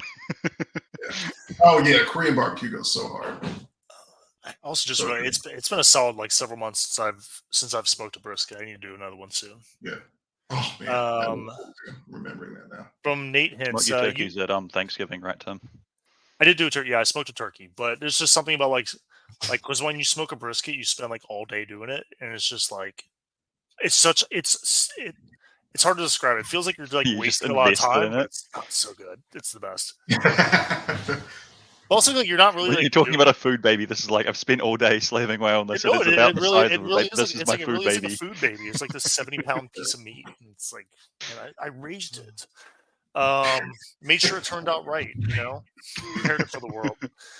From Nate Hintz, you wake up and immediately notice everything. Oh, this question. Okay, I remember seeing this one before. You wake up and immediately notice everything in your house has been replaced by an exact replica. Your wife, clearly a scent, greets you at the door to your bedroom with a tray of breakfast, the aroma of delicious breakfast food barely concealing the scent of the poison She's been tasked with depositing within your favorite dish. Which meal has she prepared for you that is so irresistible you eat it anyways, knowing it was your last, but satisfied that under the circumstances, your favorite breakfast food was the best you could hope for before you meet your clearly inevitable demise? Oh my god. Nate's now on a watch list. But for me, like, man, I'm a sucker for French toast. Like, really, like, if it's made with like really good, like thick bread, like it's just, I don't know, love French toast. That would probably be like really good French toast made with like really, really, really nice bread. It's crazy. All right, I've got two. Either one of these would work. Lox, bagels and lox, cream cheese spread, capers, the whole thing. So good. So good. Capers for breakfast? Yeah. Oh. If you have a lox spread, you do. That's true. Oh man, that's so good. Or chicken and waffles, grits on the side. Man, I'd just be like, all right, well, here we go. Chicken and waffles is a good shout. I don't understand grits though. That is nothing here. Mine would potentially be there used to be an American style diner thing in town here, and they did the American sausage gravy, which for people in the rest of the world, gravy is like you take like this stuff from meat, mix flour into it to thicken it into a sauce. You don't like add milk. So I'd been there and I saw it and like, what is this? How long has your gravy been sitting there that has turned white? But yeah, so that, and then also they did like chicken fried steak with it. That was pretty good. That's good. Yeah. Oh, that's great. I can, knowing the linguistic differences, I can definitely see how like biscuits and gravy is immediately off-putting to anyone that's not American, because like they're thinking of they're thinking like of cookies with meat gravy on it. I'm like, yeah, you're right. That does sound absolutely insane. But like then when you actually have our biscuits, which are like, I guess the closest thing would be dumplings, and then you have like this, a scone or something, right? They're like a savory thing. Yeah, and then you have this, like actual like sausage kind of gravy on it. It's one of those things where like even as an American, especially if you're not from the South, it's kind of like it's one of those things you're like, oh, I don't know. Then you try it, you're like, oh, I get it. And then you find out how it's made. This is just another unique way to combine like carbs, salt, fat. Unsurprisingly, precisely. Really nice. Yeah, we're pros at and then you find out how it was made. You're like, okay, cool. I just took a year off my life. Awesome. So from Dan Johnson, show question: when do you know it's time to sell an army that you put a lot of time into? P.S. It's Marines. I'd say if it's like if it's sat on your shelf for multiple editions, like that would probably be it. I would like. There's going to be some models that you're just going to be like so attached to, like either the paint job or the sculpt or the model that you're just, it's going to pain you to think about selling them. Don't sell those. Like when you sell an army, you don't have to sell the whole thing. Keep the stuff that you liked hobby wise, and then the rest of the stuff that you bought that for the sole purpose of being a vehicle to get your painted models that you like onto the table as an army list, like just sell the rest of it. But yeah, if it's just been sitting on your shelf for like several years or editions, and you just don't get excited about the idea of throwing it on the table, even if the rules are good, like that's the real. It's one thing when when the rules are bad, but when the rules become good and you still aren't excited to throw it on the table, like that's maybe when it's time to consider it. I'm paying for those like taunting you about Death Guard comments here, because I have the launch box set Inceptors still on sprue sitting somewhere. I learned that I'm not actually a Marine player. I went through my garage the other day and just inventory, because like a local guy needed help with some Zangor Enlightened. I'm like, I think I actually randomly have some of those. I went through and sure enough, I had like 6 of them. But while I was there, I just went through and just like re-inventoried all my chaos stuff, because I have like these 2 huge bins full of like chaos stuff on sprue. And yeah, I still have like half a Dark Imperium set randomly. So I don't know if I'll ever assemble that, but I guess if I ever need like a third Lord of Contagion, maybe. There's like there's no instructions. It's just scattered. I confused Dark Imperium and Dark model. It is a cyclical model. I Yeah, had faith I think. that you had a Dark Vengeance thing sitting there. Oh boy. I might. I'm pretty sure I could run a storefront out of my garage if you like Chaos or Orcs, or Skaven. Best faction hashtag. Let's go Science Rats. Love Science Rats. I'm so excited about the old world, man. I'm like total tangent, but fuck, man, I'm so excited about It's the old world. I hype. can't wait to play It's that. so hype. Has anyone played Through the Ages, that like board game turned app? Because they had rats in there where like it's an event card that comes out and you lose all your Really? food, which sucks. And then because another one of the resources in the game is science, and then so an expansion added a card that like you lose half your science, like Dark Age or whatever. But people would call it Science Rats. You lose half your I'd science. heard the thing before, and I knew it was like triggering something else in my head. Yeah, Science Rats. Also from Dan, for Tim, as a new CK player, because Dan's posted his beautiful Chaos Knights in the Discord, what do you think are the key play patterns practicing games? I'm going to punt this one to our guest because I could answer it, but Alex has got way more recent games than I have. Probably at this point more games in total with CK than I have, so go for it. Oh geez. So what is it? Like, first of all, Dan, why you got to make me feel so bad? Like, it was bad enough seeing you post painting pictures of someone else, like of stuff after I would post. I had this happen a few times. I'd post in the hobby channel, like something I was really proud of, and then he comes in and posts, and I'm just like, well, thanks. It was fun with it. But yeah, so they look great. You depending on the terrain, I guess a little bit. If you've got dense enough terrain, being able to sort of stage some places, right? Like if you go first, sort of move up, sit threatening somewhere, right? You're sitting on objectives, but somewhat safe. Havoc launches some like random trash or whatever's optimal, and be there and be like, okay, cool. Sit places where if people come out, right, you can get lines somewhere, but it's going to be prohibitively punishing to do so, right? Put your useless stalker on an objective in the middle because you don't care about that guy, and then like he still takes real damage to kill, and then the carries of the list will clear him later. That sort of thing, right? Like set up your staging so that you can the opponent sort of needs to respond, otherwise you're gonna like score, like drown them on primary. Havoc away their trash, and be ready to do stuff like move a couple of brigands through walls and 2 more to get line of sight, or like 1 brigand that's needed, send a carnivore through, then charge 2 carnivores through walls, and just be like, all right, I'm sitting here, I can do all this. Like you just put you measure out like where a carnivore can Knights of Shade, and then go. That sort of thing is how I generally sort of say you want the play patterns to be. When compared to, because it was a big change, like in ninth, I would preach the fact that if you can't hide everything, why hide anything? And you just sort of on the line be like, I'm here, deal with it wherever they don't deal with it well enough, which you can do sometimes in this edition, right? Like if you present something, right? If you present a lot of your army evenly spread apart, right, and go deal with this, you probably need to like be careful about, like they can't overcommit to ensure something's gone right. Like Cliff has gone on about this before of, you put twice as much as needed to make sure something goes down. If you present a whole Chaos and army, they generally can't do that safely, and then look to sometimes even as they're allocating things, right? Like after their movement, oh, they've moved out, it's iffy whether or not they clear this thing, and if it lives, it's really critical. So I'm actually going to spend the CP for rotate here or something, right? Look for where there's going to be variance, right? If a knight should die but like just gets punted into the sun, that's fine. If there's a knight that's iffy but lives, like make sure you capitalize when stuff swings up that way.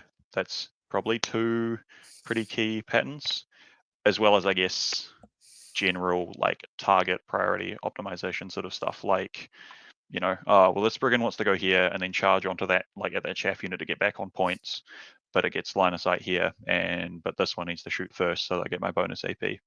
Just knights, you can get a lot out. You can really get a lot by maximizing your sort of sequencing target priority. Yep. Chaos Knights are a great. Yeah, it's great. I don't really have too much to add. They're Chaos Knights are a really, really, really good army for practicing target priority because you can start. Your profiles are all generically similar because you're kind of taking the same knight over and over and over again a lot of times. And so you kind of get the feel for how much of X knight it takes to like to kill something or do damage, whatever. And so you kind of start to think like, oh, it takes 10 havoc launchers to kill a unit of cultists. It takes two brigand activations or 3 huntsman activations to kill like a knight or something, or like a vehicle or something like that. And so yeah, it's a really great way. I actually think it's actually a pretty decent learning army because it's not like you're playing the big knights, you're playing a bunch of small MSU units, and you're distilling down the basic concepts of 40k. And it's much. And you go through walls too. Yeah, and you go through walls, and it's just so much, and it's also like just not. It's actually a really good learning army, I think, at this point, because you kind of can then like take the basic concepts you learned, and then now you start to like apply them to infantry based things that get in and out of transports, and then like have coherency and like the difference between like balling up a unit versus like stretching it out, that kind of stuff. And those are more like advanced level concepts where CK just kind of teaches you macro stuff. So great answer by Alex. Just another quick note on the target priority thing as well, because Tim reminded me, is if you, in the sequencing as well, if you can be like, this needs to go down, so I'm going to line up 3 things here, but make sure that 2 of them then have secondary targets, right? Because sometimes the brigand's just like, okay, well, both hit, not surprising. Both have wounded on 3s, cool. No save. Into the sun you go, right? Like one brigand can very easily clear something, so then having like options for the follow-up things to like maximize things that way. Yep. Yeah. Also, fun little trick for you, Dan, is especially if you have a carnivore that can be like lined up to clear it as well. Pulling your brigands out to shoot something, and then having them line up a charge that pulls them back out of line of sight, and then also charging that unit with the carnivore to clear it out. That way, you don't have to shoot out of combat the next turn or fall back. Is a really good way to kind of like make sure you don't get shot back. So the brigand gets line of sight on something, shoots, charges like a trash unit. You then charge that same unit with a carnivore, and then in your turn you clear that unit. And now in their turn, your brigand's out of line of sight. So it's a fun little trick you can I'm do. going to float the idea as well of this being like taken to a Discord ping us situation, because I'm sure otherwise Tim and I could go back and forth for a long time on minutia of It's such a cool faction. I'm very excited for when the codex comes out. But yeah, we can definitely go down the rabbit hole if we don't check ourselves. From Tom Crayford, what's the top of the dad tier list in the meta? I think I saw another question that's also kind of along this lines, but yeah, we're gonna bury the lead a little bit, and definitely Custodes. Man, I wasn't even considering them. Yeah, it's just I was considering like Chaos Knights are good too, I would say, but I think that's another. Good yeah, Hypercrypt Satan. Yeah, Hypercrypt 5 Satan, and then Beg Borrower steal the rest. Yeah, there's not that much. I have it sitting on the shelf up here. Yeah, Hypercrypt Satan. Honestly, CK are probably still solid enough into that as well. But yeah, that would definitely be my vote for top 3. It would be like Custodes, Monster Mash, Hypercrypt, or CK for sure. I'm intrigued by Monster Mash Tyranids. I can see that. If you like, you just big no a bunch of card effects on the board. That might be for like the X and 2 sort of podcast. Yeah, I'm worried. I am worried that it loses to the 3 we mentioned pretty hard. Yeah. But Invasion Fleet, Monster Mash can do work. I do know it can do work, but you have to like really know your matchups and invest in it, which might not be. If we're talking about like dad tier list, I think that would drop it down to like the second tier of dad. Like, because if it's like you need to put in more work and more reps to get the same results as something like tier 1 of the dad list, then like you're in tier 2. Yeah, like if you want to play big sort of stuff, Hypercrypt, either flavor of Knights, to be honest, or probably like better sitters for like I want to do some straightforward big-ish stuff and have some like scoring stuff on the side. Mm-hmm. Oh, also like Necrons have got so much. There's Hackett's monolith list. Oh my god! It's really. Or like sometimes even Canoptic Court, like Doomstalkers and Wraiths. There's a lot. Yeah, you can just roll over people with 18 race, and a lot of people like just can't handle that, or they just bring lists that can't handle that. You know. Yeah. So yeah, that would be that feels that would be the 3 I would look at. Ironstorm, like oops, all gladiators. Oh my god! When I learned about the Eradicator thing, Eradicate it, eliminate, like, here's my pickup truck, I'm gonna hop out, shoot, hop back in, shoot. Yes.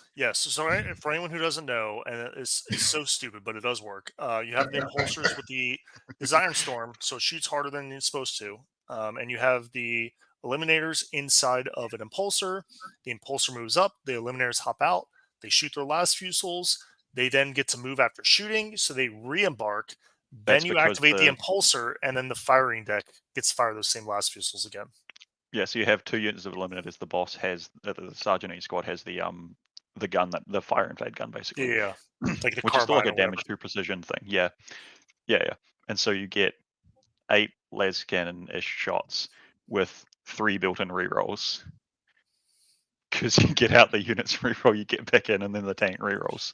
Stuff like this is why I just take like max flamers now on my death card list. Because like if you make a mistake of disembarking that anywhere close to me, like I'm not even going to hesitate. I'm going to windmill slam the Overwatch button so hard. Like no. Yeah. I don't. Yeah. Wait. Oh yeah, you can Overwatch things getting set up. Yeah, because it's set up, you know. So like thankfully they put that to bed.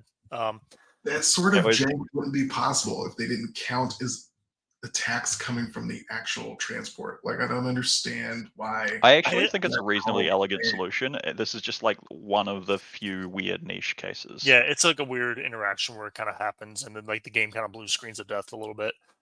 Because historically, like open top has been one of the most problematic rules in 40k. Like in 8th edition and 9th edition, you're always just hoping that you weren't playing against like that guy who really wanted to drill down super deep into the rule set. And open top was also involved because like it started getting like, okay, well, was it an open top or it fell back or did it make a normal move and I have pistols or I don't have pistols or I have a soul? It got so ugly. Isn't it sometimes also just the whole thing with if you pay too much attention to shooting in general, like can I shoot my assault thing? Because some editions you can do it properly, some you can't. Yada yada yada. Oh, there's like a whole list thing. I remember in 8th edition, like there was a situation you could engineer where when your spore mines exploded, they had infinite range. That's such an old hammer sentence, Tim. Yeah, there was a thing in 8th edition where you could engineer a situation that you could. No, it was really fun. No, because it happened to me. Because I took mortals from a spore mine that was like 30 like something inches away, and I was like, and like I made him show me the rules. And I'm like, and like as soon as I saw it, I was like, God, fucking damn it! I remember I worked out a way that right. you could actually charge and fight spore mines in melee. Is because normally they would explode if something comes within 3. Mm-hmm. But if there's a crate, because melee is like 1 inch horizontally, 9 inch, 5 vertically, you could like fight them from above, so you're not within 3 true measurement. It's not helpful, but it's just like a weird thing. I love this game sometimes. I mean, I love this game all the time, but it's just like, man, when the game breaks, it's actually pretty funny. From Tommy, when hogs crank, what direction do they crank? Again, I'll punt this to Alex. What direction do the hogs crank? Directly towards the MEDZ, unless it's during deployment, in which case it's directly on the line as much as possible. Yes. If you're watching the show and you have no idea what that means, then like go to the Discord and go to the Chaos Knight channel and just start scrolling backwards. Yeah. I don't even know how to describe it. Or like ping like Gabe, the ascended hog priest. Yeah, and just ask him about hogs and then just prepare, just strap in. From Jason Seibel, I'm looking to up my game. I want to start really tracking games with a Google Doc and do bullet point descriptions of the games, what went well, what didn't, and what I can improve on. Army versus Army, my list, battle round by battle round, if I can. Do you guys have any tips for this type of thing? Okay, and he breaks to the second question. That all seems good. Battle round by battle round can be kind of hard. Just because it can kind of be like, especially with your opponent, like that can like just kind of like make the game flow like too abruptly, like start stop, you know, especially like taking notes or whatever. To kind of get the same effect, there you can probably like stop your game as you head into the bottom like turn 3 and being like, is my plan, because you're at your most you're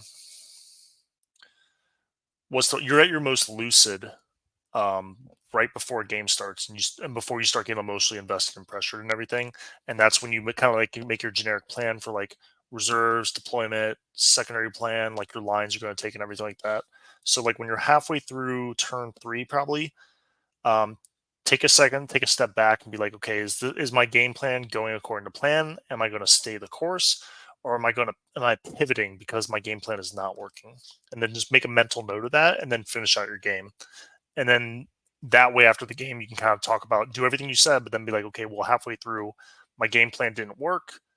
Why did it not work? Why did it work? Whatever. And then I pivoted. Did my pivot work? Did it not work? Blah blah blah blah. And I think that can kind of do the same thing, but like without breaking it up into five steps that you don't need to necessarily get that too nitty gritty. One of my things in terms of like actually improving and taking stuff from games is I actually think the slightly more general thing, like if you can work on your, a bit maybe disinteresting, but if you can work on your like maths probability understanding skills so that you can like actually look, because sometimes it feels like, there's some weird unintuitive things. Like I remember a Vindicator in a couple editions back, right, where ignored involves AP3. So if you're shooting at a 3-up armor thing, right, hits on 2s, wounds on 2s, 6-up save, that feels like it should be really reliable. But you're actually more than a 50% chance to fail that like attack sequence. Just different things like that. And if you can do a bit of work to, I don't have any great resources on like or ideas on how you improve these skills, but I think if you can develop skills to understand sort of probability and expected outcomes of stuff, that can be really valuable to be able to reflect like, okay, I made this decision, is it sensible? Some of the stuff can be more straightforward, like odds of making a given charge or whatever, right? And having some heuristics about that, like an 8-inch with a reroll is about the same as a 3-up. Some of that sort of stuff can be good, and you can go a long way with it. Yeah. Yep. Yep. The game's all about movement and risk management. So that kind of stuff like definitely helps with the risk management side, and it ties into the movement. Yep, nothing to add. The math stuff helps a lot, helps a ton, and it's the sort of thing you don't necessarily need a table in front of you and models to do. Like that's something you practice at home and start to internalize. You like get the phone out and your calculator and be like, what happens if I shoot this into this, or use unit crunch or whatever. Yeah. Yeah, and like I think I said phone out on calculator, not calculator on phone, but yeah. yeah, and like learning the basic breakdowns, because like every tip of the die or whatever is like 16.7 or something like that, right? It's 1/6. Yeah. And so 1/6 is 16.7%. So like you do anytime I'm doing math, I'm doing like in increments of decimal, like 167 or something like that. And it's not exact, but it's like it's close enough. Because sometimes I'll just like math out real quick and be like, what does this unit look like when it activates into this? And I just do the math. 5 attacks times 0.83%, blah blah blah, or times 0.83 times 50%, whatever. Question 2. You guys are pretty good at the game, to my knowledge. What are the best things you found that have helped you improved? Alex, why don't you lead? See previous comment about understanding probability. Sort of finding decent, some of it is like, especially given the X and 1 thing, trying to work out resources that are good to like spend your time listening to. Like like shows that you listen to, like this network generally is all great stuff. But some things like that, so you can get an idea of what's out there and have an idea, just pick up by osmosis some of the rules and things to be aware of. If honestly, this podcast and Discords can be really good. Seeing, it's honestly what I feel like is a lot of stuff that I've been good at, because it's like I have done better at 40k at like reflecting and improving than say when I've tried like play video games and done like ranked type stuff on that. I've not been very good at or interested in reflecting, but for whatever reason 40k I'm better at that, and have also found it more interesting to like listen to content about it and learn like, oh, that's an interesting trick. Like back in previous editions of combat, learning about like orbiting around things, right? Like I'm going to charge this thing, bounce here, then bounce out. Just trying to like continuously add different like things and skills and things you're aware of to like your sort of repertoire, so that you can you have them available. Yeah, that's sort of a lot of that's a bit more micro stuff. I'm not too sure on the macro. That's maybe a bit more of a ask I mean, if you're on the Discord, ping Ennis or people like that. Reply for coaching. Yeah, I think on a like baseline, assuming that I'm not yet in the space where I'm like, oh, I'm really trying to I want to go win a large event. I'm definitely in the space where I'm like, I want to win more games than I lose. Maybe go X&1 at a five round event. And I think the space where I'm in now, which has been relatively straightforward to get to, is like develop a plan that I can execute with near 100% certainty, and like put the onus on my opponent to deal with the fact that my plan is happening, largely independent of their interaction with it. And like, do they have the tools or sort of the tactical in real time ability to either alter my plan and alter my execution of that plan in real time, or like deal with the mess that I've made given what I wanted to do. And I think that like that, having that, like, oh, I have a plan, one, and two, I have a plan that I've thought about and I'm actually going to do and know that I have the tools to do, will like get you to 3-2 at most 5 round events on its own. Big simple one. Try be really objective and think about why you're choosing to do a whole bunch of different things, right? Like a whole bunch of people play 40k, it's just like, oh, I'm just going to move my stuff forward.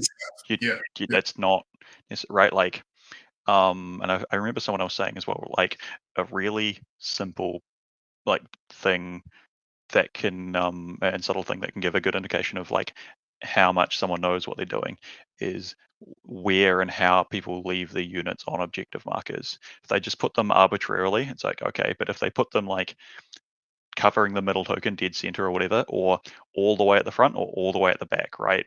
Those like little things like that. Just why specifically are you doing things like that? Because then you can try and work out if you're making like incorrect decisions of like, why am I moving this forward? Actually, why am I moving this out here to shoot, right? It's like to shoot this thing that I'm already trying to shoot. So then I'm presenting more targets to lose in response, right? When hopefully one unit will clear it. Just, yeah. Ask yourself why you're doing different things. Yeah. Why am I doing what I'm doing with this unit right now? Do I need to move it? Can it stay still? What's my plan once I do move it? Yeah. When you're moving, like with Chaos Knights, and again, this is a great learning army. You know, it's kind of like, well, you have 24-inch range for the Brigand, but really you have like kind of two steps. You have 24 inches and you have 12 inches. And once those melter guns are like a 12-inch range gun that has like a bad alternative profile that's 24. Exactly. And like once you're, especially if your opponent has like a lot of like short range or charge threats, whatever, it's like once you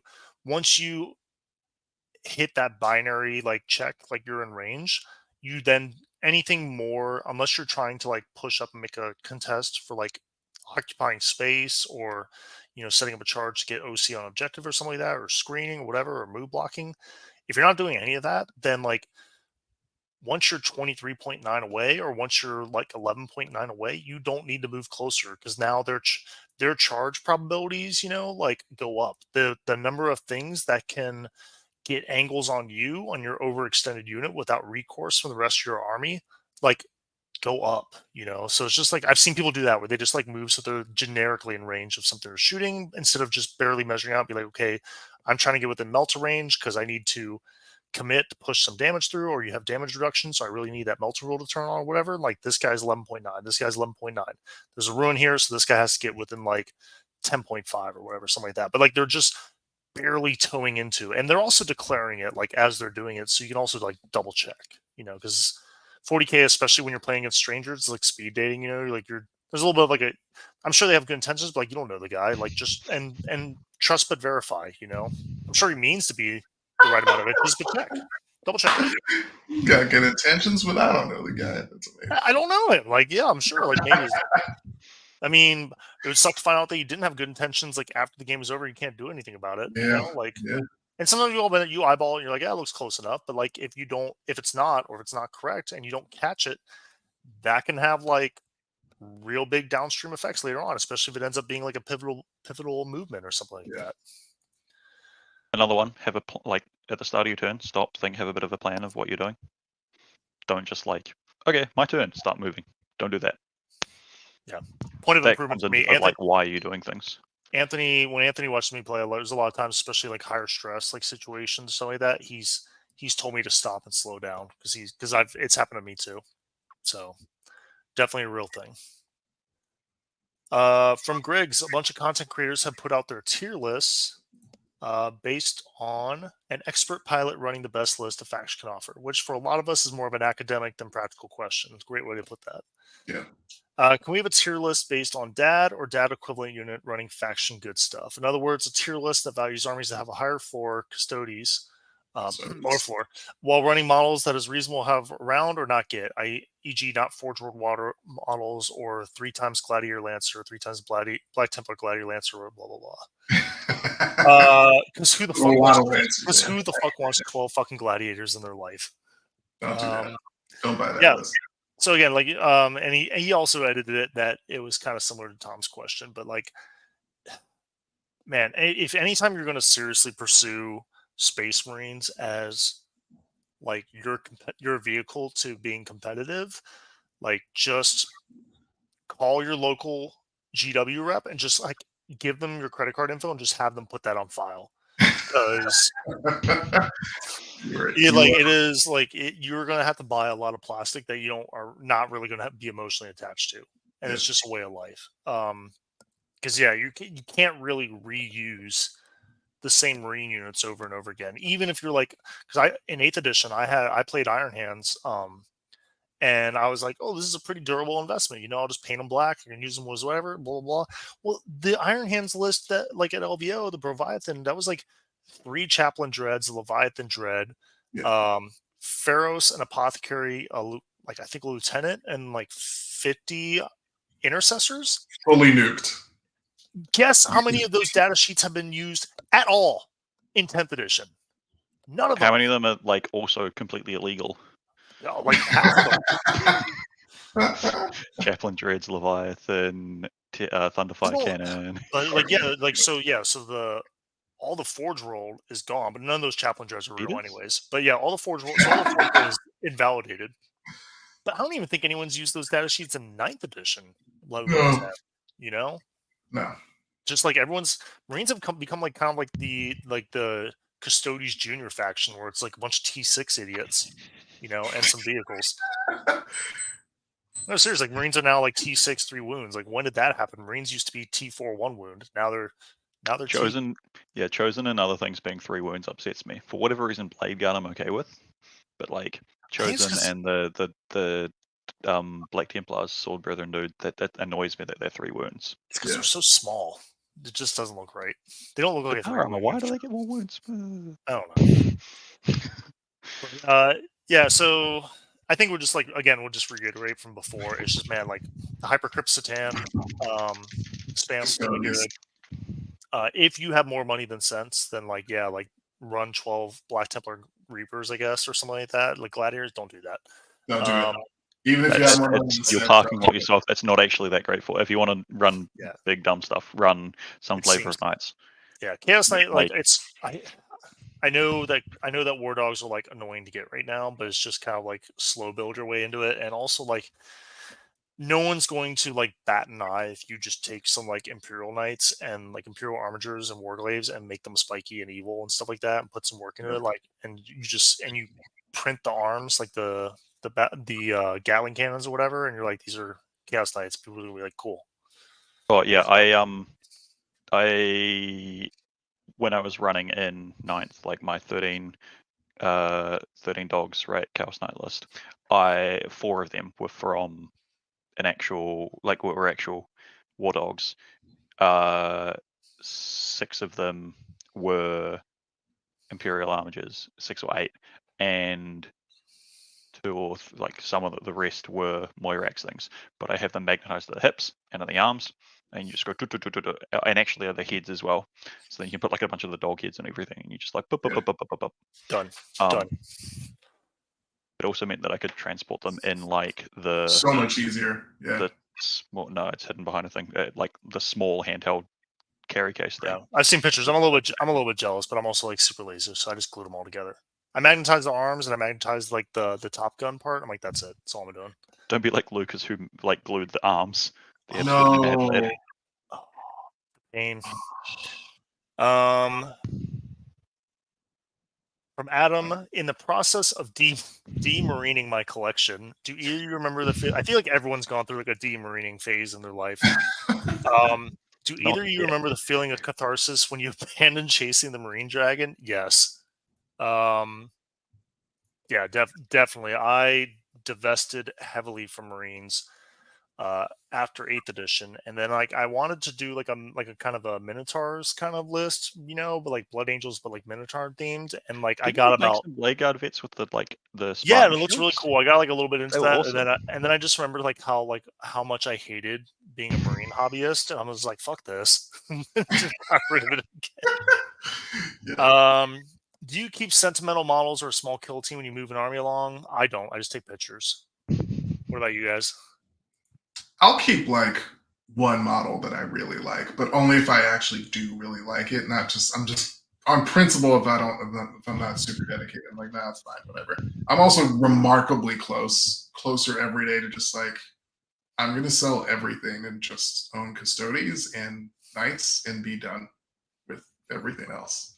Um, so I don't have enough time to tackle all these things and to play them and do all Yeah, that. Taking up space.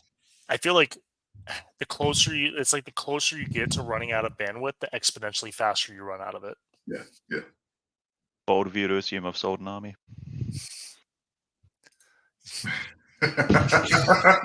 Bold. Bold. It's true. That's true.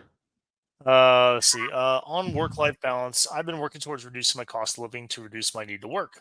Uh, Woo!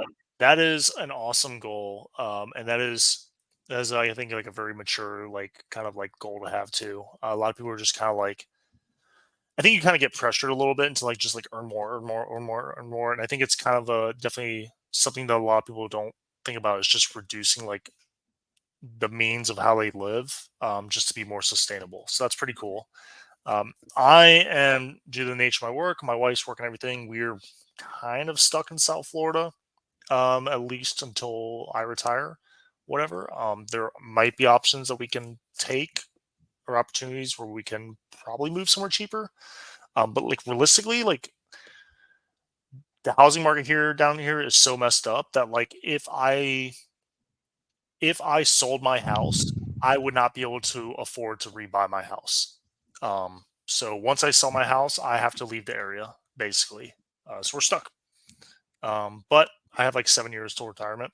So Yes. I think that I mean I'm definitely not trying to be here in 7 years. So we'll see where life takes us. What about you guys? I mean, I was until recently I was in a studying on not a whole lot of income, but had a very cheap flat that I was on living very economically on that front, and it was sort of like my biggest expenditure was I mean food, but that's a bit baseline, and I was careful about that, right? Um, the biggest sort of other thing was I would my climbing gym membership, which was like $100 a month or something. So yeah, and it was like my rent was I had a low thing there where it wasn't necessarily the nicest. It was fine, right? But it was not flash, but worked. It can be. It's definitely a thing to consider. Sure, Cliff. Really cool. Yeah. Look forward to I have doing like something in life. the bougiest response to this question. Yes. Yes. The answer is yes. We're like absolutely seeking to reduce our I have spending to seen reduce our your need to work. fancy baby automatic rocking crib recommendation. I'm not confident you're qualified to. Yeah, I know. So like we're just sort of like cutting. My wife and I both work really hard. I do like legislative advocacy stuff. She's a surgeon. So our time is the thing, right? That's the thing that we use that we have to pay for in order to gain access to. And we were doing that by a lot of like we had a chef, we have really expensive daycare. Yeah, I know. It's like a whole thing. No, I mean Yeah, it was great, very cool. But then we took a step back. I'm gonna say like 6 months ago. We're like we should cook our own food.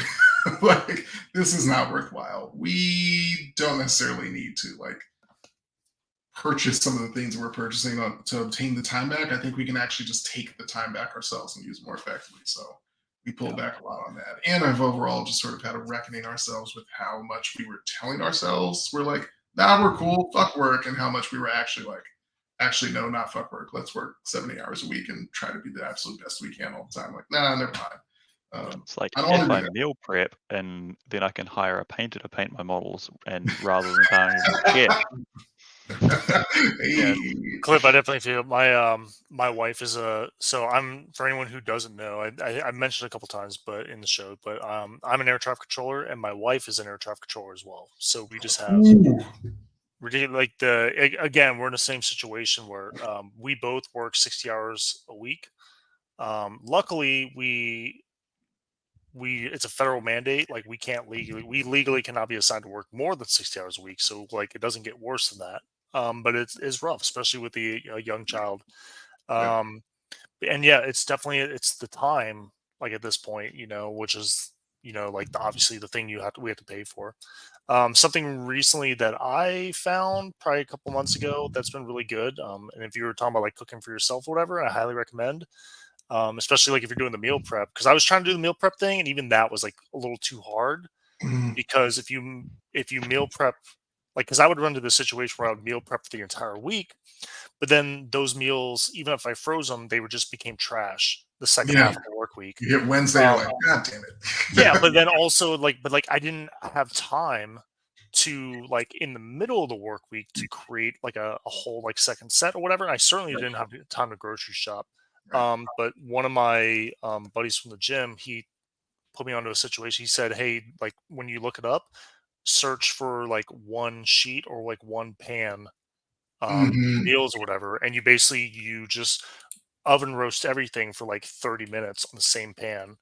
So Yeah. like my go-to a lot of times is seasoned chicken thighs, um, baby carrots, and like baby red potatoes, like cut in half, whatever, and like that cooks in like 30-35 minutes at Yeah. 400 in the oven, and you only have to, and so like it all cooks at once, so you're not doing like this weird like multi-step thing, and then you literally just have one pan, a cutting board, and a knife, and that's the only thing you have to clean up afterwards. and it's like Um, fire and forget, right? Because that 30 minutes whilst in the oven, you can go do something else. exactly, Yep. exactly. It's so good. Yeah, so like that's my go-to is like I spend like a tiny bit of time like prepping it, seasoning it, and everything like that. 30 minutes, it beeps, comes over, I pull it out, I stick it under the broiler for like 1 minute, so that way the chicken skin gets like nice and crispy, and Mm. everything. Yeah, and like and That's then that's it. I pull it out and I separate it. I'm done. It takes like 30, 35, like maybe like under 40 minutes. And like Alex said, you're doing other stuff. So yeah. You you guys guys have should the you guys should whole definitely look that up. option of getting groceries delivered, like order groceries online, get them delivered. They have that here, but I don't know if that's a thing in the States. Because It obviously, like, is. It is Yeah. a thing, especially post yeah, COVID. Post Yeah. COVID because is that a could thing. be good, maybe. Usually the same. We do a lot of, we've switched to, so we've like made the switch already. It's been great so far, but it really came down to like me saying like, I'm just not working after 4:45 until like 8:30 p.m. And that it just has to stop. And I'm gonna like go get my kids a little bit early, prep the dinner beforehand before I leave, and then like come back and we'll all cook it together if it's kid friendly, or I'll just like cook it real quick while they're having a little snack. And that's cool. And then my wife does the same thing on the days that she's able to. Sometimes we both are. She dropped down working 4 days a week. My Fridays are quite light. It's a cool. It's like we've got a little pattern down, but like a lot of our recipes are like what you guys are saying. It's just like one pan, no more than 45 minutes worth of actual like prep, cook time. Um, and it works out. It's like fun and it saves a ton of money. That is not relatable. Drop the chef is not a relatable comment. But find the random shit. Like I have to look through all the subscriptions I've got, and I'm like, some of these just don't make any sense, and I need to get rid of them.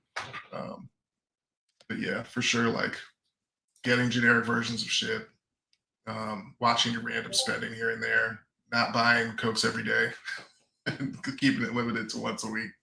Stuff like that really does add up. I'm going to because we're coming up with 2 hours now. I'm going to skip ahead through some of these because, especially Adam had some great questions. I think some of those we can definitely kind of like just ping them in the Discord because man, there's a lot to talk about there. A lot of, Yeah. and I think we actually kind of inadvertently answered some of his questions as well because a lot of it was like stuff we talk about work-life balance, work-life separation, everything. And as the answers became a combo, we actually kind of hit most of these. From Frank, what are some builds detachments you think might be underexplored in the meta? He then calls out Cliff directly.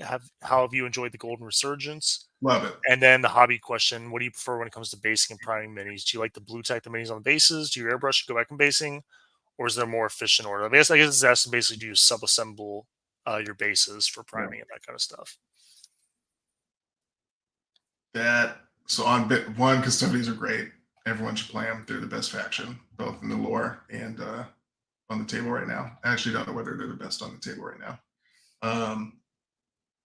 On basing, totally depends on like the model. So some stuff you can get away with like these guys, like Necron Warrior. You can just stick them on and base them afterward. You're good. Scarabs, I prepped. Scarabs, you can't because it won't fit. You got to do this base beforehand. Fancy lava bases, you got to do that first and then put the model on. So yeah, totally depends on like what you're doing. But for speed's sake, you can get away with typically just like throwing some texture paint on a base, regardless of what it is, and quickly dry brushing over it, or just throwing a wash or contrast paint over it and calling it done. No need to dry brush. It's quick. Sweet. The next question from Gabe. What's your best solution? Man, a lot about basing models. What is your best solution for rebasing models? Also, is it better to prime your base to color vegetation if you're going to have moss grass, or should I keep it black? I don't know. A lot of times, half the time, like when I base my stuff, I just put the Vallejo texture on it, and then I just paint it black, and then I dry brush it white. Maybe for lucky, I stick a little tuft on it. But I get real lazy with bases. Yeah. I realized I was muted when I chipped in before, but I have like lots of spare bases of different sizes that can be really useful at games to like measure things and stuff. That way I can like prime minis if I want to like put them on the table without things being finished. I can like put a dab of super glue underneath the foot that you can like pry a knife underneath there and pop it off or whatever. Do the bases separately. And you can do like a big run of bases quickly. For sure. Oh man, totally lost my place. From Gregorios, many thanks for encouraging me to take down Custodians a few episodes ago. As predicted, the slate has delivered, and I had my first practice game this Friday. That's awesome to hear. Yeah. Yeah, it's just welcome. It can definitely be hard to notice, but like Custodians have definitely kind of fallen into a pattern lately where they definitely are starting to.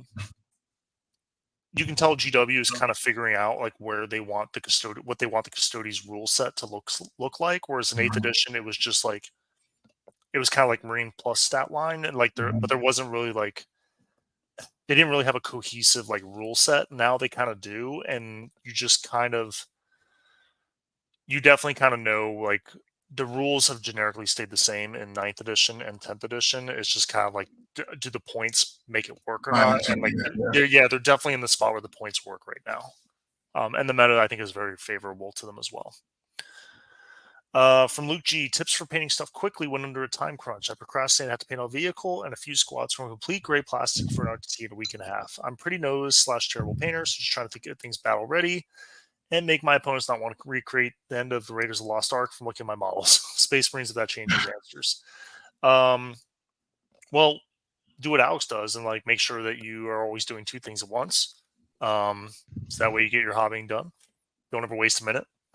Marines are kind of geared like it's the same way as Stormcast for Age of Sigmar. They're designed to be kind of like friendly towards the newer player, both from playing and from hobbying.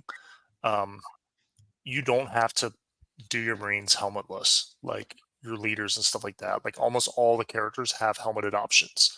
And dry brushing is your friend. Contrast is too, but I I'll be honest, I don't like how contrast looks on Marines. I think it's kind of blotchy. A little more Whereas, finicky. yeah, whereas like if you can pick most colors, if you can pick like a darker base color and then a lighter color dry brush, you can quickly get Marines like painted up to a really good standard with the dark color. Then you dry brush the lighter color, and then you pick a third complementary color, and you do the rims of the pauldrons, and then you take like some black or gunmetal, and you kind of get like the spot like in between like where the joints are, and like that's it. And then if you really want to, you can just literally drown them in Nuln oil, and it'll look borderline pro painted after that. That's my recommendation. It can be hard if you're like already ongoing, but if you start a collection with the intention of like coming up with a scheme that's quick to paint, it can be really good. I did an oxidized copper World Eater scheme where that was really, really quick to get sorted. And so it was like spray hit with nihilic oxide, blood for the blood god, eyes. Yeah, I've seen pictures that did look pretty good. Annoyingly, it's one of my more complimented armies as well. Luke, I've got some Raptors painted up that were just like 3 cans of spray paint in oil wash, transfers, weapons, eyes done. That like you could probably do pretty quick. You just simulate it with whatever shade, like 3 color spray paint shade you want to use. Find ways to not paint trim. Yeah, exactly. Yeah, exactly. I'll post them in Discord. Yeah, there's sometimes where you just like see trim, you look at trim, and you're just kind of like, I'm gonna pretend I didn't see that, and then you just don't paint it. There's a lot of my chaos stuff where I just have elected to not paint the trim. You know, I hit the trim that's going to be obviously seen, like the stuff around the greaves and the shoulders. You know, but like there's a lot of trim where I just don't touch it. I'm like, not doing that. Yeah, we're 40 inches away from these things most of the time. Like there's a certain point in trim where it reads as chaos, and once you hit that point, like you don't make it better by painting more of it. So I skip trim all the time. From Jay, I'll be joining the ranks of Dad Hammer later this year. Congrats! And I was wondering, how did you find balance between taking care of a newborn and a hobby? Yeah, that early it's not bad. Yeah, that first year was like that. I got a lot of hobbying done that first year because you just have to be like there. Yeah. But it's like the kid isn't doing anything. It's like a potato. It just kind of like sleeps and just sits there and like coos a little bit and like, you know, and then poos itself. And like you don't, it spends a lot of time like sleeping or just kind of sitting there, you know? So like you're actually going to be bored a lot, probably, especially those first 6 months. You'll be tired, but you'll be bored a lot. So that's actually a really good time to get hobbying done. And then after that, you're gonna have a year where like, yeah, you're really gonna have to fight for it, and the answer is usually going to be sleep deprivation. Exactly. So it's like, do you want a hobby or do you want to try to like catch up on some sleep? And that's not a question I can answer for you. But it does get better. From Andy, regarding local casual play, local store casual, etc. One, for those who've started the hobby late in life, what is something you wish you'd been told when you started playing? I'll let you guys answer that. I didn't start late. I started when I was like 12 and came back to it later.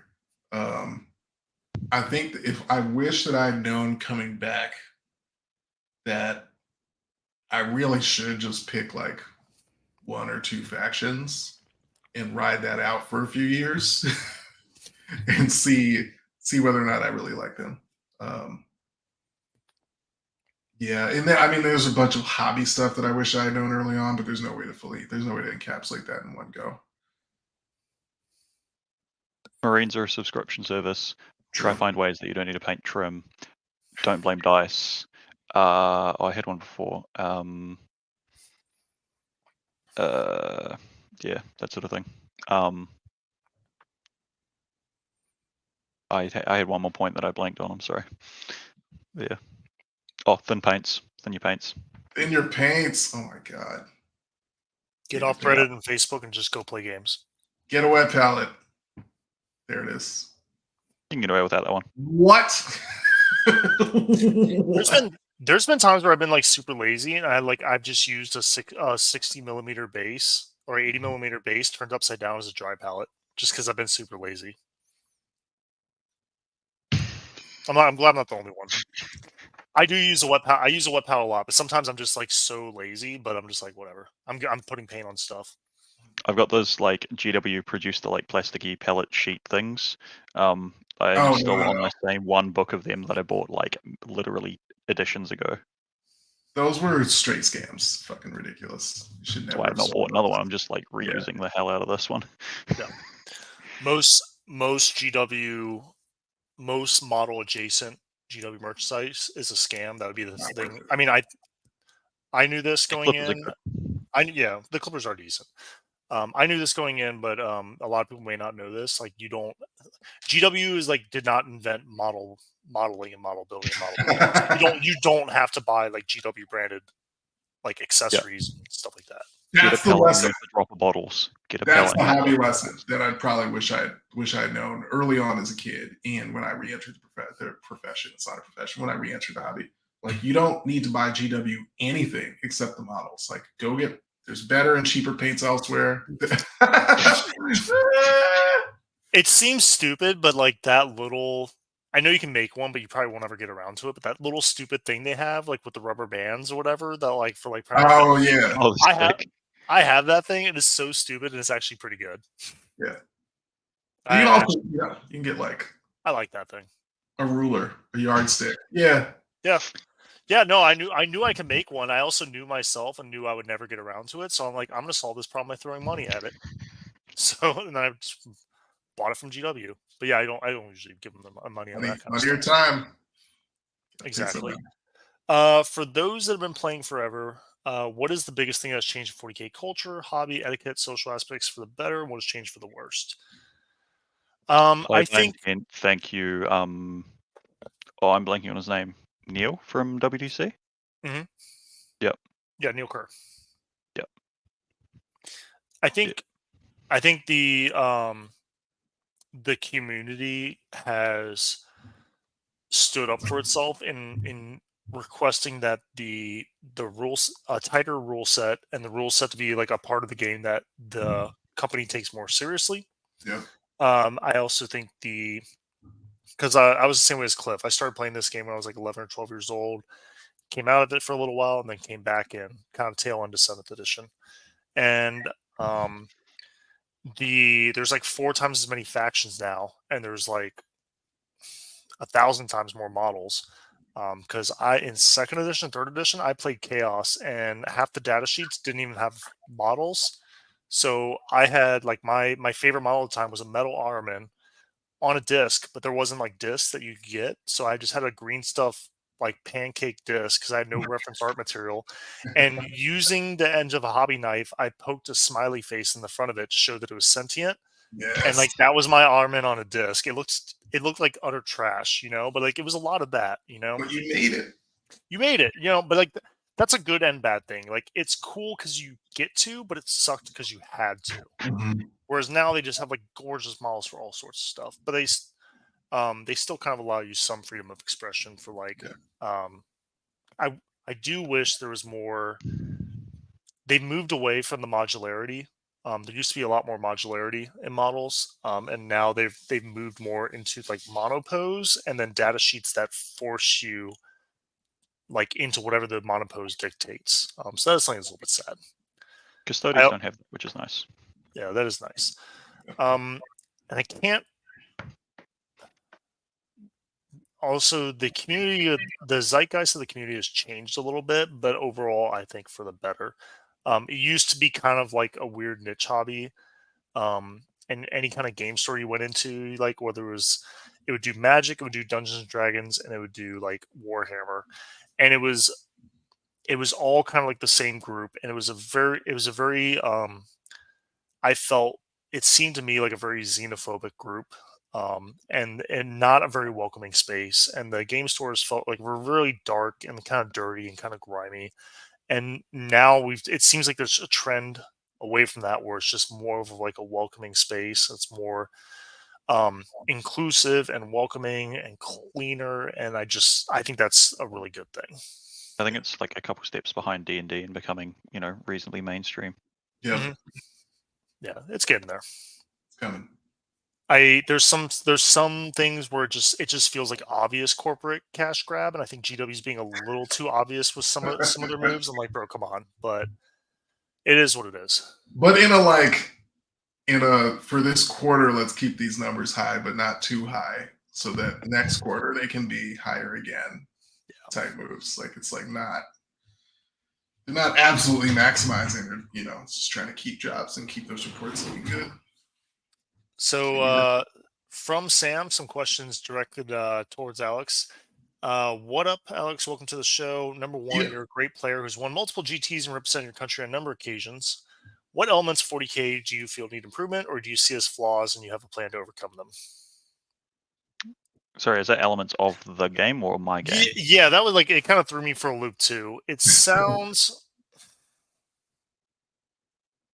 yeah, it sounds like it's for you. If it started as like I thought he was talking about the game itself, and then at the end of it, it changed. It pivoted to being about you. So let's just go with you. That's more interesting. I one of the things that I need probably would like to work on is my ability to play lists that have lower damage output and play with units that are less like output. Like I often and make better use of like trash units and low damage things. Like I've played a lot of sort of knights, custodies, big things, and so stuff like and world eaters, right? So wraiths have not been as good, for example, at like they're sort of a damage piece, but they don't actually do that much, right? Like they'll get bogged down by a rhino for half the game. Yeah. So that's something to improve on, and generally playing for close wins and stuff. I've typically more try to get big scores. That's probably something for me for the game to improve. I don't know, standardized terrain. That'd be good. That's already like happening a bit as well, to be honest. I would, yeah. Something I was actually just thinking about is they've done a pretty decent job of USRs in 10th edition. I would definitely like to see them take like one small step from that and like give at least every faction like one thing that's like truly unique, rather than like different USRs in a trench coat. Get rid of the basing requirements and let you do one of pile in or consolidate, even if you aren't there. Like if you make a charge, let you either always pile in maybe, and get rid of the forced basing stuff in the fight Yeah. phase. That'd be good too. Super clunky. Question 2 for Alex. You used to post a podcast on Best of Tabletop. What is your fondest memory from said podcast? Were there any big lessons or things you learned from doing so? I'm trying to think of a way I can like make fun of Sam with this, but I don't know. Do I have a fondest moment? Probably just like meeting you idiots all at Uprising. Probably. Lessons learned. I don't know. I don't know if I can pinpoint in a hurry one specific lesson. The community's great, and actually, the community's great. You can get a whole lot from being friendly and reaching out and talking to people. Like my trip to WDC, I spent a week in France beforehand because I was friendly in the Stat Check Discord with Henri. Then came on the show. That helped. He invited him to the show. That helped him get a reffing position. Then I stayed with him for a bit. Met another friend, Gabby, who ended up like coaching for WTC for the team because we couldn't afford like a ninth person traveling over. The community is fantastic, and reach out and make the most of that sort of thing. Yeah, definitely agree. The network in the community is huge. I mean, that's how we were able to fill our 8th person for the team so fast. A little bit of privilege, admin Like rights, how I'm whatever. here as well talking, right? Cliff just was like, "Yo, you want to come talk?" I'm like, "Yeah." Yeah. That is definitely something I do want.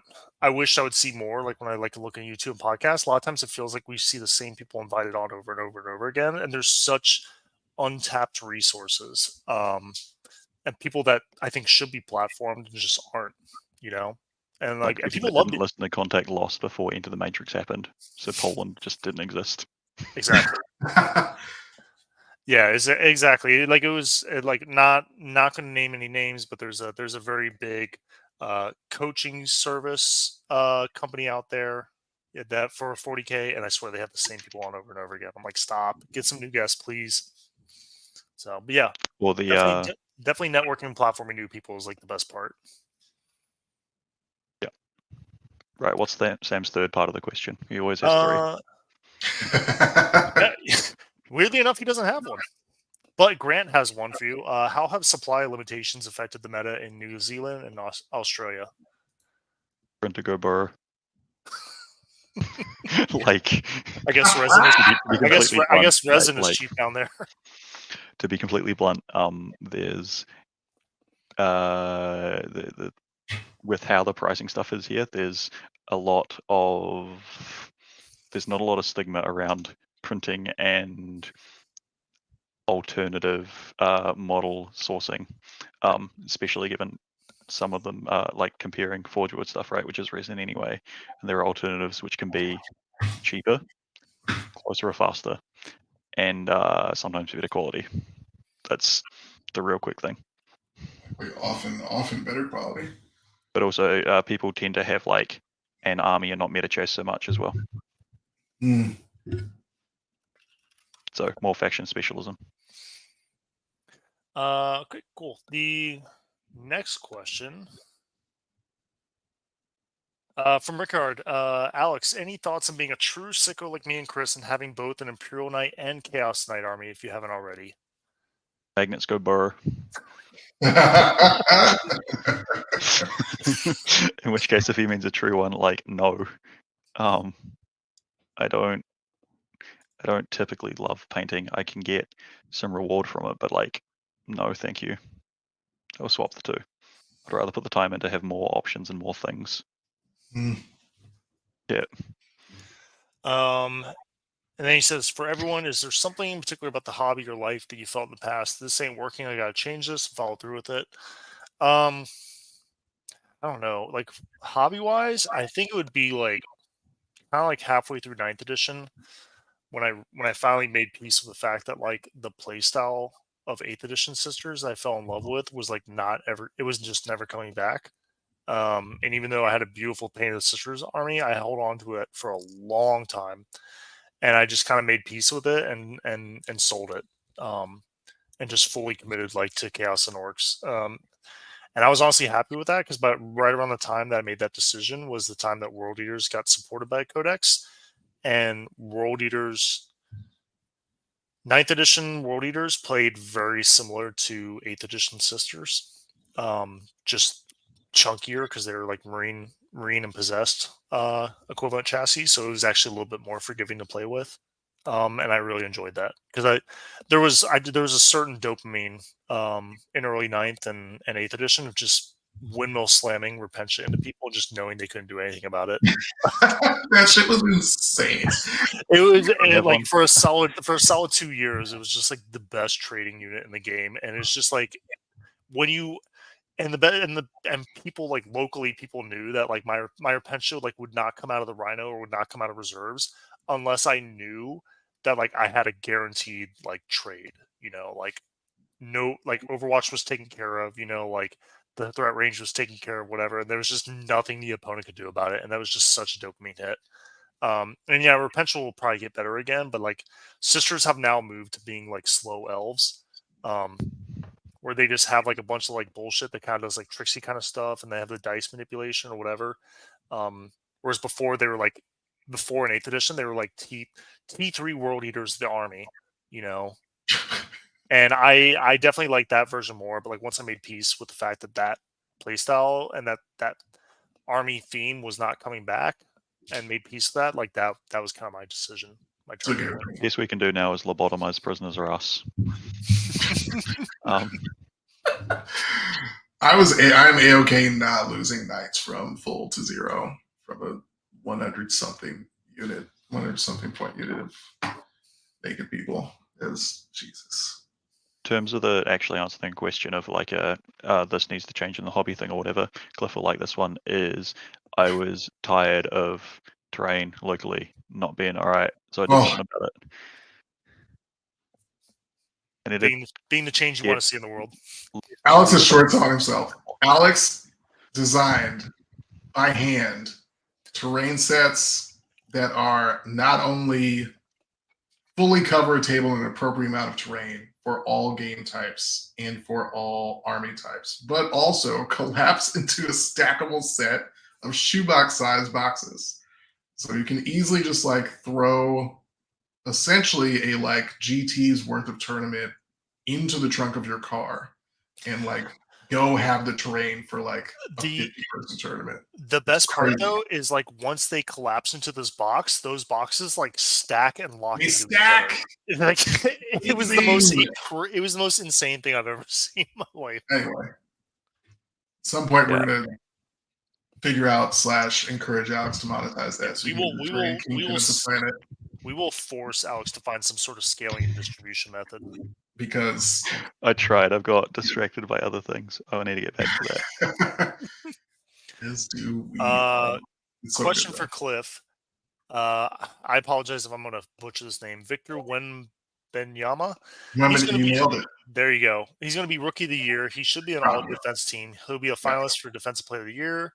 When will you admit defeat in our charity wager? Oh, now we're good.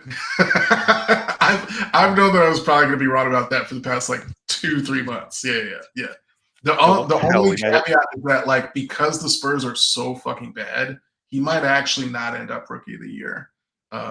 Chances are like he's likely to be, but I would not be surprised to see him not get it because that team is trash right now. Props to Cliff for making it 2.5 hours without a basketball reference. I did it. Okay. From Grant, I like this question a lot. What has been your favorite part of watching the Stat Check community grow? Oh man.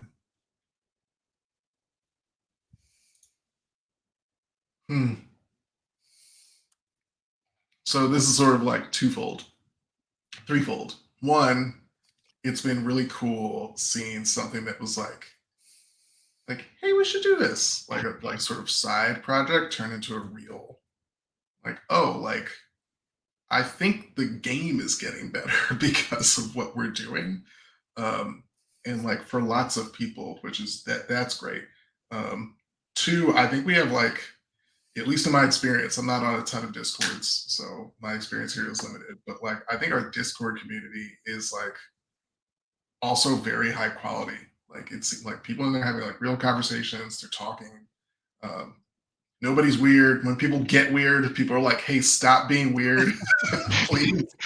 People are good with we try to keep it down. It's the least weird, cringy 40K community that I'm aware of.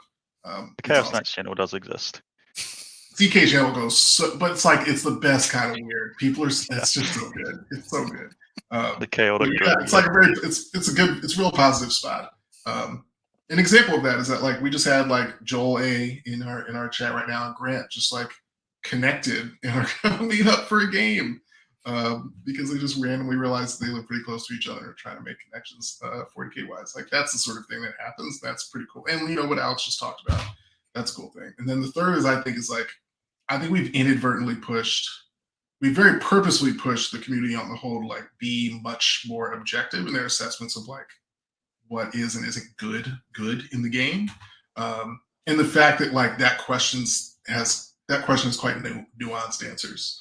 I think we've inadvertently pushed Games Workshop to be significantly more straightforward and strategic in their use of data, given that their baseline was like pretty close to zero previously. But they're getting better over time. Minus this week's Meta Watch, which featured no data, but it's all good because they're probably looking at ours, so it's fine. What event did Thousand Suns win? Like unclear. Literally, so like my guess is that someone misread our chart. Truly, because everything else awesome. Yeah. Someone kick in with like some niche town in Australia. Just don't be racist about it.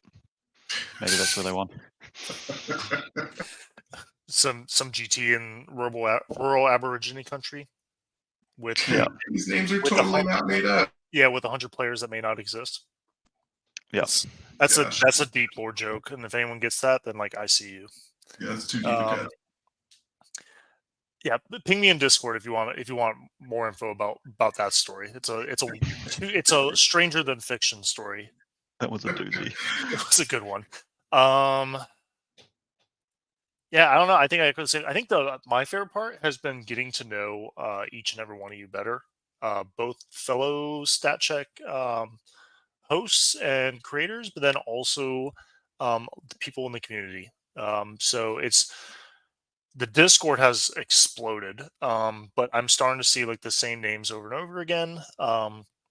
Commenting, talking, like the ones that have been there from the start, the ones that came over from Best in Faction, the ones that are new, the ones that I don't even see in the Discord, but I see in the YouTube comments for every single episode. Like I do notice when I start seeing the same names over and over again, and it's really cool connecting with new people, and it's also really cool when we kind of these things tend to sometimes get a little bit parasocial. But it is generally kind of cool to like have that initial thing that brings us all together, and then like when we talk with each other and everything like that, we find out that we have more in common than just liking toy soldiers. It's also been really cool as someone who does like to try to travel a lot when actually have time off work. Um, especially with our community, which is the 40K community, has become more global. I think in the past couple years for the betterment of the game, where it used to be kind of like isolated pockets of like Australia, Oceania, Europe, UK, East Coast, West Coast. And it's been kind of cool having people like reach out and give me like advice for like places that I'm traveling to or stuff like that, stuff to see, or just meeting up with people, like going to another country and then all of a sudden meeting up. Like we actually we weren't able to make it work, but like Dan J, like from the Discord, he actually reached out to me. We tried to put together a game when I was in London last month. So unfortunately, it didn't work. He was a little too busy.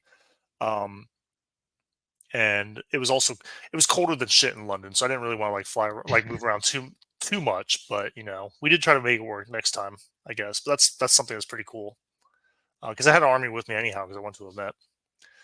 But yeah, so it's been pretty cool. See, I'm excited to see where it goes. From Uh, someone else's perspective, just quickly, it was when I think it was when I came onto the maths like thing mhm. instead of WTC episode like a year or so ago, more than, with Cliff, and I reconnected with an old friend from high school because they were watching the show. We're like, huh, that's not a common name, and oh, it is the person that I know, and we reconnected. That's cool. That That's was really That's cool. awesome. probably the coolest thing. Quickly, Um, we're almost done here. Let's see. What is one hobby or game tool you cannot live without? Um, the little $10 like laser sight thing or whatever, where you just hold up and it puts that red beam across the Yeah. table. That thing just shuts down arguments. Hardcore, and especially like in the past two editions, where like a millimeter of like line of sight is the difference between you having that unit the next turn or not. Um, having that kind of thing that immediately says like binary, this can be seen, yes or no, is huge. So I literally have that clipped onto my little tape measure, so I never lose it, and I always have it on hand, and I have spares. That's probably been the number one for me. I don't know if that's a hobby, that's a game tool. Hobby wise, getting my wife got me a Vortex mixer like 2-3 years ago, and that thing is money, so money, so good for paints. Gotta get one. There it is. Yep, So this good. thing's, this thing's cool. neoprene objective markers. Ooh, Can you believe that? Like at one time, those weren't standard. wild. I remember, I think it was like 8th edition when they started showing up, and people were like, "Oh, these are cool," but they weren't standard yet. And then by 9th edition, they were just the standard. It was awesome. Yep. Alex, how many hoglings in mouth? For those who don't know, there's a running joke that Chaos Knights we lovingly call them hogs. And Alex, I think it was you, right, that designed because Nurglings are always taken with Chaos Knights. He designed these hog swarms to go with the Chaos Knight hogs. It's pretty fun. It's Someone just in the Discord found 3 different like hog STLs, and then I just like stacked them with some individual Nurglings to make like 5 little hogs on a 40 mil base in a stack with Nurglings riding them like cavalry or like hanging on flying. And Gabe has printed them. Gabe, the Ascended Hog Priest. I reckon I can get 2 or 3. More than that might start like poking holes because they're spiky and they're like actually kind of chunky. I love how that running joke's become such a thing that people are actually starting to like print out hog parts for their Chaos Knights and now hog Nurglings. It's just starting to come full circle. Have you made the markers yet, Tim? The dice? We submitted the dice to our. Yeah, we submitted the dice. I think I got to double check, make sure the markers are being done too. But yeah, the artwork has been submitted, so I know the process has started. I'll touch base with Jack Daniel Morris and kind of see like what the status update is because he said like end of February or something like that. We're right around that time, so I'll see what's going on. But yeah, it's been submitted and they're on the way. Love it. Let your memes be dreams. Outstanding. Let's see. Last one. What's a good way to warn new players of how much a money pit Marines can be, especially if they make purchases based on the meta without discouraging them from this new hobby they're enjoying? That's hard. I think you just had to like let people touch the stove a little bit. You know, it's their money, it's their choice. You know, like there's not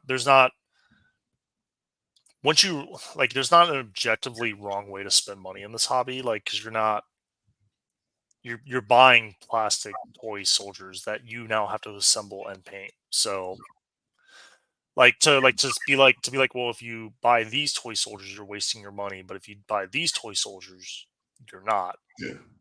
I think it's just Marines. Yeah. Some people really do just love Space Marines. They love the aesthetic. They love the vibe. It's not surprising. I think it's like 30% of all players, even at like 5-round events, are like running some flavor of.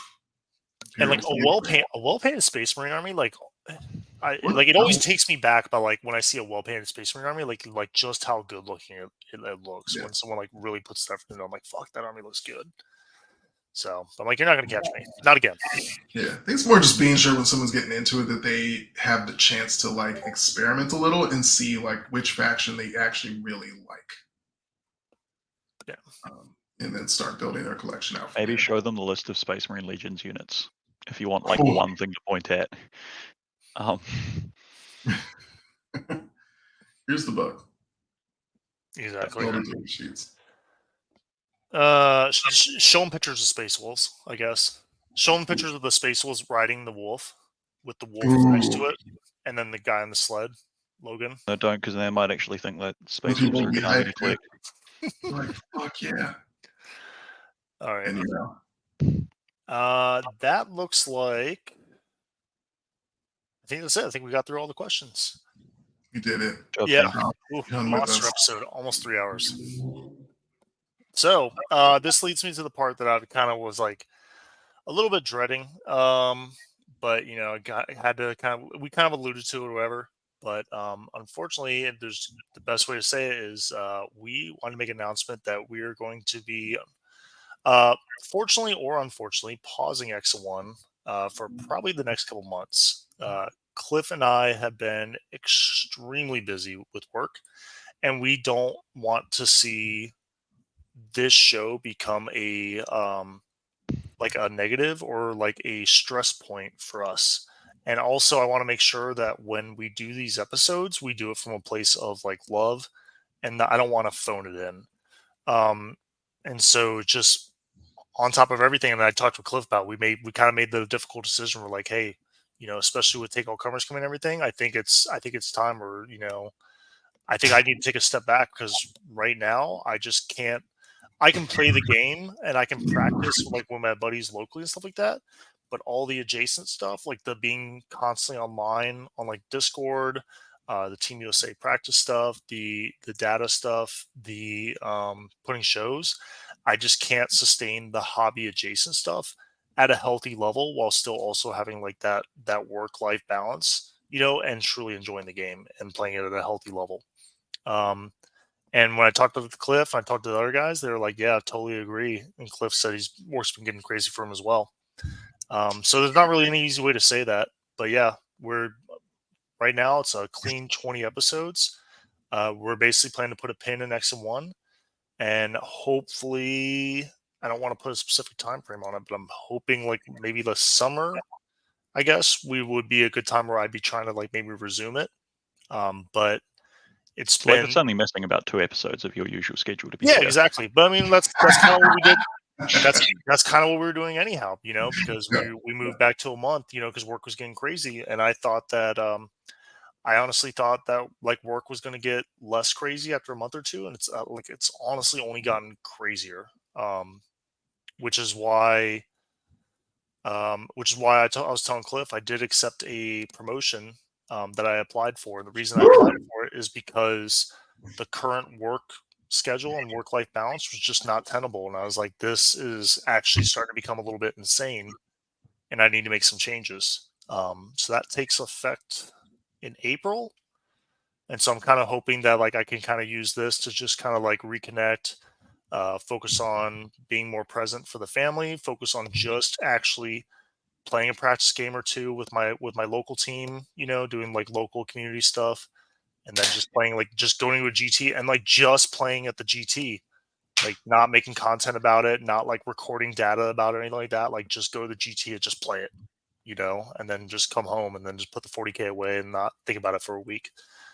So I am looking You're forward to going that. to do that. You're still going to think about it, Tim. But no, but yeah, that was basically it. That's kind of the big announcement. Cliff, do you want to add anything to that? Yeah, just really quickly. Not a goodbye. I'll see you later. Yes. Late spring, early summer. We'll be back, assuming that our personal and professional lives aren't still dumpster fires, which is absolutely the case right now. But yeah, this has been awesome. Lots of lessons learned. Obviously, we're so excited about it because we invited Alex onto this last show. This is not good. I was on the last show of no, it was the second last show with the TNG guys back on the other thing. Oh man, but yeah. Alex is the harbinger. I got a couple of things. Can I add a couple of things? Yeah, go for it. Cliff, there's 2 hemispheres, bro. Don't say seasons, say months. It's summer right now. And yeah, I said to these guys in the backstage thing before the show, it's like, it's fine. They're X and 1, right? They've been X so far. This is just the 1. It's fine. They got this. Yeah. We'll be back. And we'll still be, as a network, delivering all the same high quality content. Dashboard's still going to be updated. We got Take All Comers coming on. Enter the Matrix is still up. That's going to be awesome to watch after Pyra. And we've got the flagship show still going strong. So it's going to be, we got great stuff going. Hit up our Discord. Hit us up on Patreon to join the Discord. And broadly speaking, encourage Alex to scale his terrain building business. Please help us all. Help us all. TOs everywhere need your assistance. It's been great. We're excited to connect with everybody in the future. Awesome. All right, Alex, thank you so much for being on, especially this very special, heartfelt episode with 1,000 questions that we all love. Please don't hesitate to ping us in the Discord if you want to follow up on any of them. Some of those questions definitely feel like would be better answered via text.